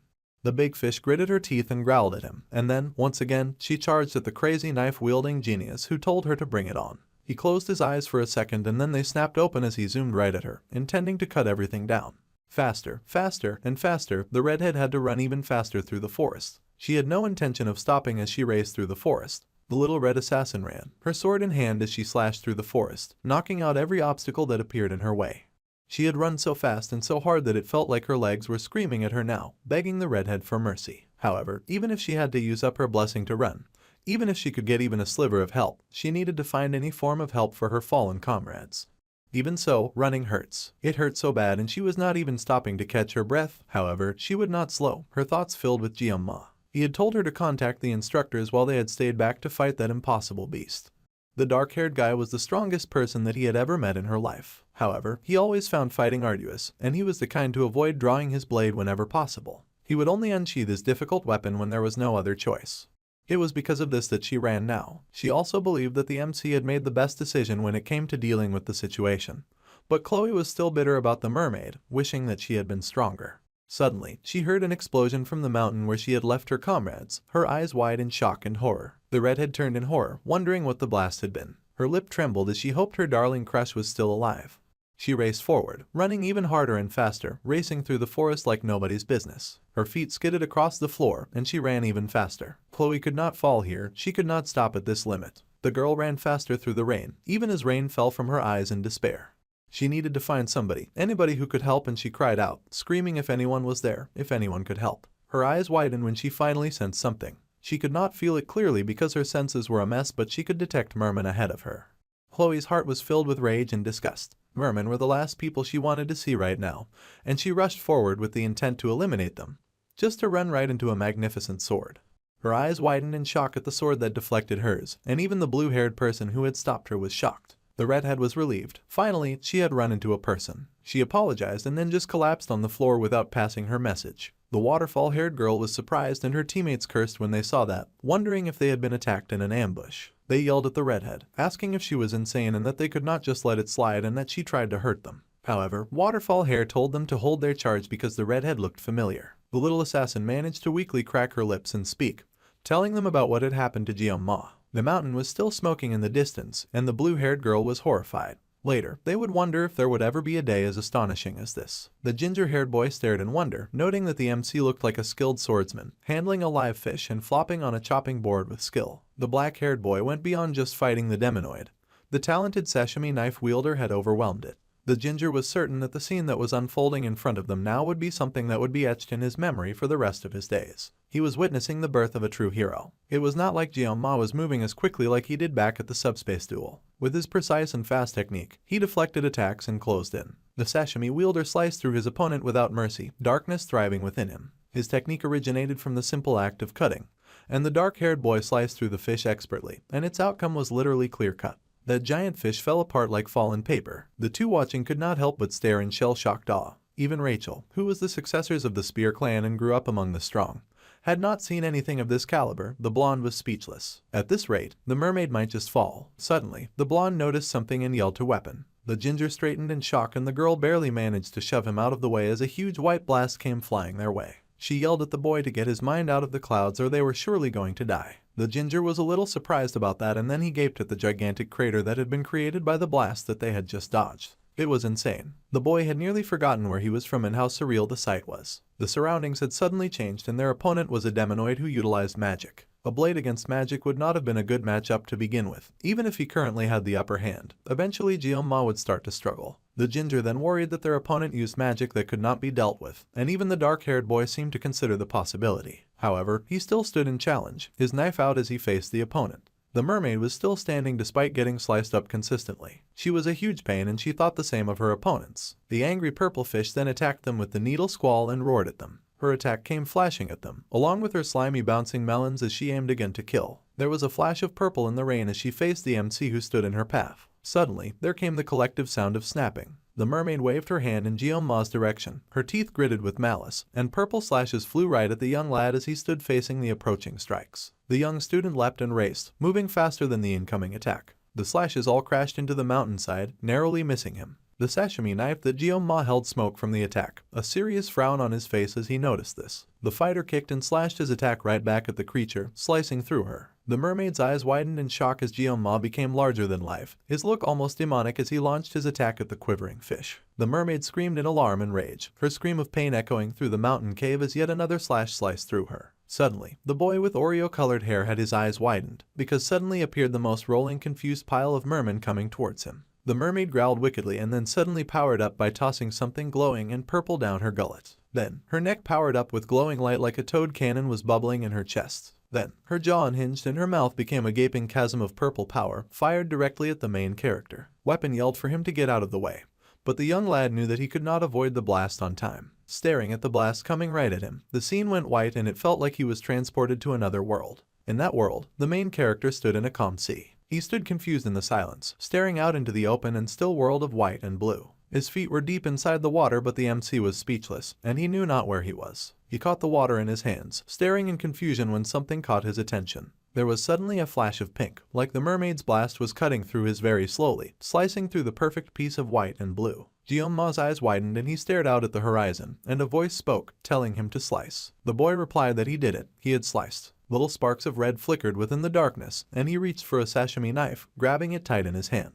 Then, the young lad sliced. The mermaid's shot seemed to slice through the young lad, the rain still pouring heavily in the gaping cave without a roof. The main character could slice, and he did, severing the creature's head right from its body. The magic had been severed right at its core and the mermaid's head fell. Blood stained the floor before Jeonma's feet and the mermaid's body lay fallen, drenched and dried up like a fish out of water. The young student stood over the creature's corpse like a dark executioner with his knife in hand. Silently, he regarded his fallen foe as the rain continued to pour. The mermaid struggled to speak, gurgling and glubbing as she did. The other two students immediately tensed, worried that she would launch yet another attack at them. However, suddenly there was spinning and the mermaid's body rolled on the sand, completely dead and defeated. The dried fish's severed upper half rolled, and Weapon's eyes widened as he realized that his newly beloved hero had won the battle. A freshman sashimi knife wielder had defeated a demonoid overpowered creature by himself. The others could not help but feel a little intimidated as they stared at the student's back in awe. Suddenly, there was a splash of blood and the young lad fell to his knees, his hand clutching his chest. The blonde hyena immediately recognized something was going on and she ran immediately to Jeonma. The ginger was relieved that Leon was fine, and then he paused in alarm. This was because the orange-haired boy had noticed that the merman who had run away may have happened to return once more. The lad turned on the alarm but was relieved to see an approaching blue-haired figure. He sighed in relief that it was about time, and before him was Waterfall Hair and her team, one of them carrying the slumped body of the redhead girl. The students were shocked and alarmed to see the diced-up fish body before them and the remnant of the team in chaos, with the blonde still struggling to leave Jeonma. They wondered if they were really looking at the decimated body of a mermaid and why a mermaid was there. Everything had been destroyed to bits, and the blonde hyena pulled the Oreo-haired boy close to her chest as she called out to him desperately. The waterfall-haired girl could not believe the blonde was sticking to the young lad like that. Then, the girl to the group leader who was the blonde, now standing to his feet. Leon laughed nervously and the blue-haired girl assessed that most of the team members looked like they had one foot in the grave, yet the team leader was pristine and spotless. The blonde boy had an absurd amount of luck. The genius swordsman informed the blonde leader that she had made contact with the academy, and the instructors would be with them in an hour at the earliest. Then, the young girl asked just what had happened there. The ginger was speechless at first and then he cursed at their good-for-nothing teachers who were supposed to have explored the darn island beforehand. The genius swords lady already knew the rules and she demanded that they properly explain just what had happened there. Weapon did not take kindly to her words and he asked if the swords lady really had the audacity to be ordering him around right now. Of course, their blue-haired savior snapped and asked why the ginger always had to perceive things so weirdly. This was a request, just a request, not an order, and she wanted answers. Well, it was not like he would believe what he had to say anyway, but he would answer since she had only just asked. The orange-haired boy grinned as he prepared to explain things since that was his speciality anyway. So, they did explain it and the blue-haired swords lady put all the information that she had heard together. Apparently, a mermaid had appeared out of nowhere during their mission and the dark-haired boy who was now unconscious had defeated it alone. The ginger groaned and said that was exactly what had happened, and he wondered what else she was expecting from his explanation. The blue-haired girl was speechless. A freshman of the academy had killed a demonoid who had appeared out of nowhere on his own. That was a very rare story and was barely believable. The tales that her grandfather had told her when she was younger were even more realistic than that story. However, as ridiculous as that story was, it seemed to actually be the truth. She could not imagine why the survivors of such a terrifying encounter would lie about something like that, giving all of the praise to Jeonma of all people. It really did sound like a story that came out of a legend. As the descendant of the acclaimed hero, Baylor Jokwin, and his disciple, Aaron Niblung, those radiant roots had let her attribute herself to a special class since birth. In other words, she was of a bloodline of masterpieces. Regardless, she had put incredible effort into not being overshadowed by the impressive roots of her impressive family tree, and the young girl had worked hard. That was how she had her talents flourish and how she had gotten this far. However, the young lady now stared ahead as she considered Kang Jeonma. It was ridiculous how large of a gap there was between their skills and she had mixed feelings of fear, dread, and admiration. Perhaps she had just been an ordinary person all along when faced with such a brilliant level of talent. She asked her teammate to use her healing blessing on him, and the healer girl immediately agreed to it. A green light enveloped the slumped unconscious boy. Although he was tatted and at death's door, Kang Jeong-ma, who was the same age as she was, fought a demonoid alone and emerged victorious. The waterfall-haired girl then stared at the unconscious boy with the slightest looks of contempt etched on her face as she regarded him. The ginger called to her and asked if she really had contacted the academy earlier, and the blue-haired girl confessed that she had. For now, the orange-haired boy thought that it would be better not to tell the instructors what happened in detail after all. The genius swords lady was surprised to hear this and asked why, to which the ginger replied that the teachers had supposedly scouted the island before the mission they had been sent to. If that was the case, as the blue-haired girl agreed that it was, then the ginger had to admit that it was strange. Even though Scopuli Island was large, a demonoid popping out of a cave that could easily be noticed by cadets, such a thing did not add up with the search that should have been done earlier. Even the waterfall-haired girl fell silent as she realized that this was true. It was just a guess, but it made the air heavy and dark with speculation. The blonde boy, Leon, then asked the ginger-called weapon if he thought that there was someone from the demon faction within the academy who would make such a thing happen. There was silence at such a blatant accusation, and then the ginger hurried to say that was not what he meant. However, they could also not rule out that possibility. It was a really chilling speculation, and it was undeniable that this cave was not easy for cadets to miss. Just as Speedweapon had said, if it were not for Kang Jeong-ma, Leon's group would have been long torn to shreds by the demonoid. They wondered how such a mistake could have been made by their professors. There definitely were conflicts both large and small in the 7-year truce, but never once did the demons dare to touch the cadets of the Jokwon Academy. There was also a clause in the truce stating that such an act could be a justification for war. The talented swordswoman's eyes widened in horror as she realized something horrible. Her dark thoughts were dispelled by a gentle touch on her shoulder, and the ginger said that he knew what she was thinking of, but he gently told her that she was blowing things out of proportion. Of course, it was not a bad thing to be wary of the possibility of a spy within the academy, but it was far too soon to jump to conclusions about things like that. They were not silly conspiracy theorists after all. Leon then pointed out the importance of their stories matching up when the teachers came around.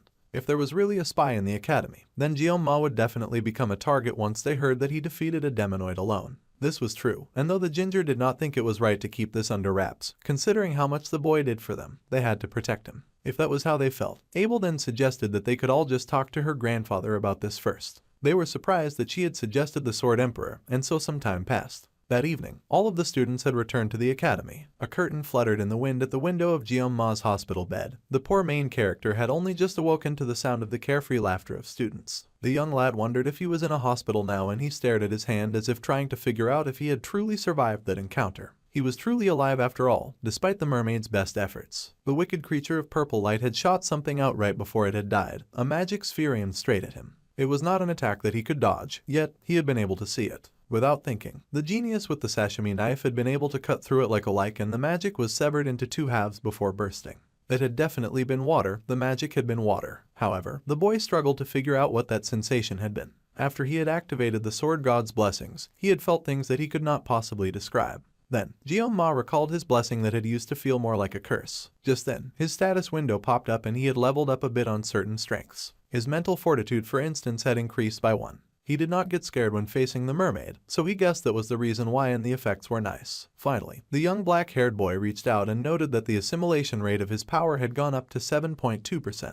He began to wonder if this had unlocked when he drew his knife while fighting the monster. The line on the mermaid's magic had been sliced too, and he wondered if that contributed, oblivious to the bespectacled figure that had opened the door to his hospital room. It popped in the clingy head, who grabbed him in a happy hug, crying out in relief. She said that she had been worried that something horrible happened, and she wailed, swearing that she was going to pop every single one of the useless instructors who had supposedly explored the area. She was so relieved that he was unhurt. The boy begged for the director to let up, and she sulked that she was happy to see him awake. She had nearly forgotten that she brought something with her, and she quickly searched around in her purse for the item, sure that she had put it near the opening. The black-haired boy wondered if it was a dimensional pocket, and then the director crowed with success as she had found what she had been looking for. She pulled it out with joy, saying that the young lad had earned the midterm reward, the Murasame blade. Jeong-ma stared at the blade in awe. It was a B-rank sword, a Japanese sword that meant rain shower, and it was said to possess an edge that glistened like dew. It was a level 25 sword with a really high attack level. The director really hoped that the young lad liked it. Then she apologized for giving this sword to him in a place like this, as he should have gotten it officially. The boy was just happy to get the sword, and then the principal detected someone sneaking around at the back. She yelled at the old geezer, asking what he was suddenly being so shy for, and the young lad looked up in surprise as she yelled for the old man to come in.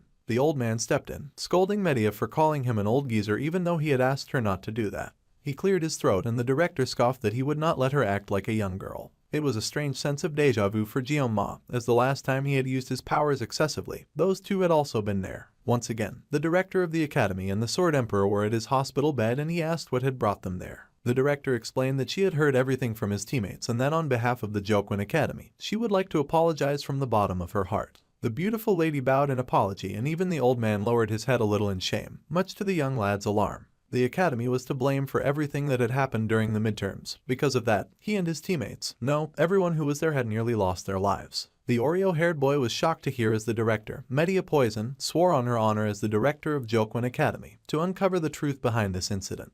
The old man acknowledged that the young lad had saved the cadets and for a moment the boy was speechless. Then, he just mumbled that he had only done what he could. The director was amused and said that while his actions were nothing short of remarkable, they needed to keep the incident under wraps until they had found out the full truth. She was ashamed to say this as the director of the academy, but the mastermind behind this event was within the academy. She was really sorry to Jeon-ma, and she knew that doing this would not be enough, but the young boy smiled and said that he understood perfectly. The director smiled in amazement, saying that the young lad should act like a kid sometimes and throw a tantrum or two as he had earned. The boy sometimes acted like an old man trapped in a teenager's body, which was not far from the truth. Later, the old man and the director left the room, leaving the young talented genius alone. The two walked in silence with a grim look on their faces as they considered the implications behind the recent attack. The director was the first to stop. She called her senior, calling him Sieg, and asked if he could remember the day that they had met for the first time after enrolling in the academy. Back then, the old man had been lying on a bench in the field, and she had told him to shove it. In response, the old man had drawn his sword without a word.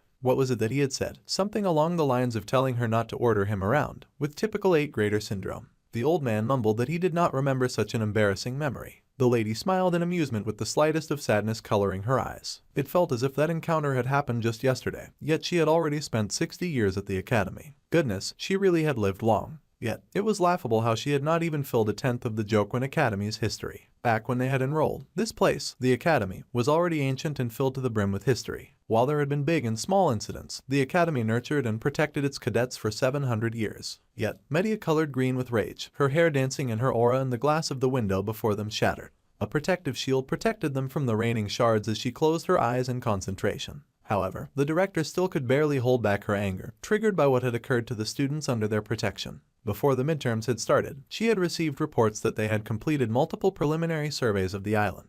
Even if it was rare, the Scopuli Island was known as a ground for mermaid sightings, so she had taken every precaution when it came to ensuring the students' safety. However, things had still ended up like this. Noticing her turmoil, the old man reached out and gently touched her shoulder as he called to her. The director smiled, apologizing for getting lost in thought, and the old man stared, knowing that her smile was fake. Then, the director switched personalities and cooed, saying that the young dark-haired student was so amazing though. He had taken down that mermaid all by himself and she was very impressed by that, while the old man cursed and called her a dang old lady. The director cooed and asked the man what he thought of the young student and the old man was speechless. In truth, the boy was a natural-born talent. They had seen countless names hailed as the chosen ones of their era, only for them to lose their light like a meteor, a temporary brilliance. In families of heroes desperate for glory and honor, the word genius was often recklessly thrown around when a child showed the slightest bit of aberrance or promise. It was a word that he had forbidden the use of, even for his precious granddaughter Abel. However, if it was the boy with a talent so unfathomable that he had decimated a mermaid solo, then the word genius could only apply to that boy.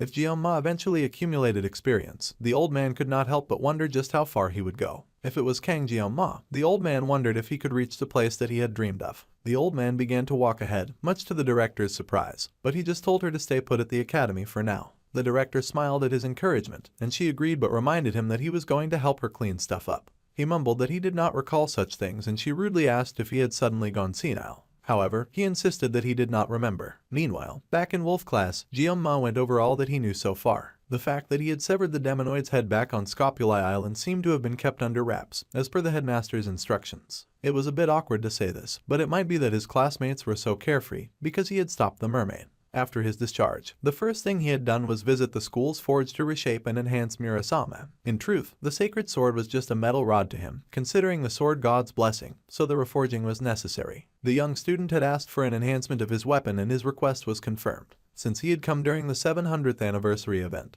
the blacksmith would not even charge him and he asked the boy to return in a week. The blacksmith Vollander was brimming with enthusiasm, and the student had gotten lucky. He thanked the smith, and now he could only hope for a successful enhancement. Suddenly, someone called to him and he turned in surprise to see his obvious #1 fan. Chloe was elated to see that he had been discharged and she happily asked how he was feeling now. She hopped over with a crutch and he asked her how she was doing. The redhead laughed and showed her broken leg, explaining that things had ended up like this, and thanks to the emergency treatment from Speed Weapon. Though she could not really remember his name, the doctors said that she would be able to walk without crutches in a week. That was news worth celebrating and the little assassin was pleased. She was also an auditor after all, so of course her body was built different. Then, she giggled and apologized for getting a little too excited. And the dark-haired boy was also glad to see that she was doing better. Even if it was true that he alone had taken down the mermaid, it had not been through his efforts alone. The boy asked if there had been anything unusual and the assassin confessed to having heard that the director and the elders were at odds. Everyone had done their part in getting them out of that sticky situation. Chloe's rescue call, Rachel's merman clearing, and Speed's healing and blessing had helped tremendously during the fight. They could not say that Leon had contributed much as he had successfully gotten incapacitated before the fight had even begun. He had barely commanded or directed the way the fight would go either. Now, Guillaume was concerned and wondered how the blonde was even going to defeat the Demon King with that kind of attitude, as being that useless in a serious battle was a one-way ticket to the netherworld. He then wondered if the blonde had been so useless since he had gotten injured first. Suddenly, someone appeared at the door of class and yelled at everyone to stop what they were doing. Their wolf class teacher was back and he yelled for everyone to be quiet and to sit down. There were a few very important announcements to be made before the training assembly. This might be sudden, but for the time being in their class, there would be someone co-instructing with him. He cleared his throat and then prepared to introduce them. The students were surprised to get a co-instructor out of the blue, and some of them even found the situation rather annoying. In walked the Sword Emperor himself in all of his white and pristine glory. The room was shocked to see him stride in, with a serious expression on his face. The students were alarmed, wondering why the Sword Emperor had come to their class, and they thought that the whole situation was so cool. Then, the man with golden eyes then looked up and the black-haired boy was stunned, wondering just why the old geezer was there. Later that night, inside of a room with a square window, a grown man was getting knocked around. The man begged, saying that he was sorry when a small hand grabbed the chin of the bleeding man. The lady with white hair then punched the man again, sending him flying. The man begged the instructor Kim that he was really sorry. However, the white-haired instructor covered in purple huffed at the elder. She huffed with eyes glowing purple, saying that the 5th Corps commander was enraged. And with that last panel, we're finally up to date once again with this manhwa. I hope you guys have been enjoying the story thus far as usual, and look forward to seeing more of it in the future. And of course, if you're new to the channel and enjoyed this content, be sure to subscribe for daily news and uploads. Until next time.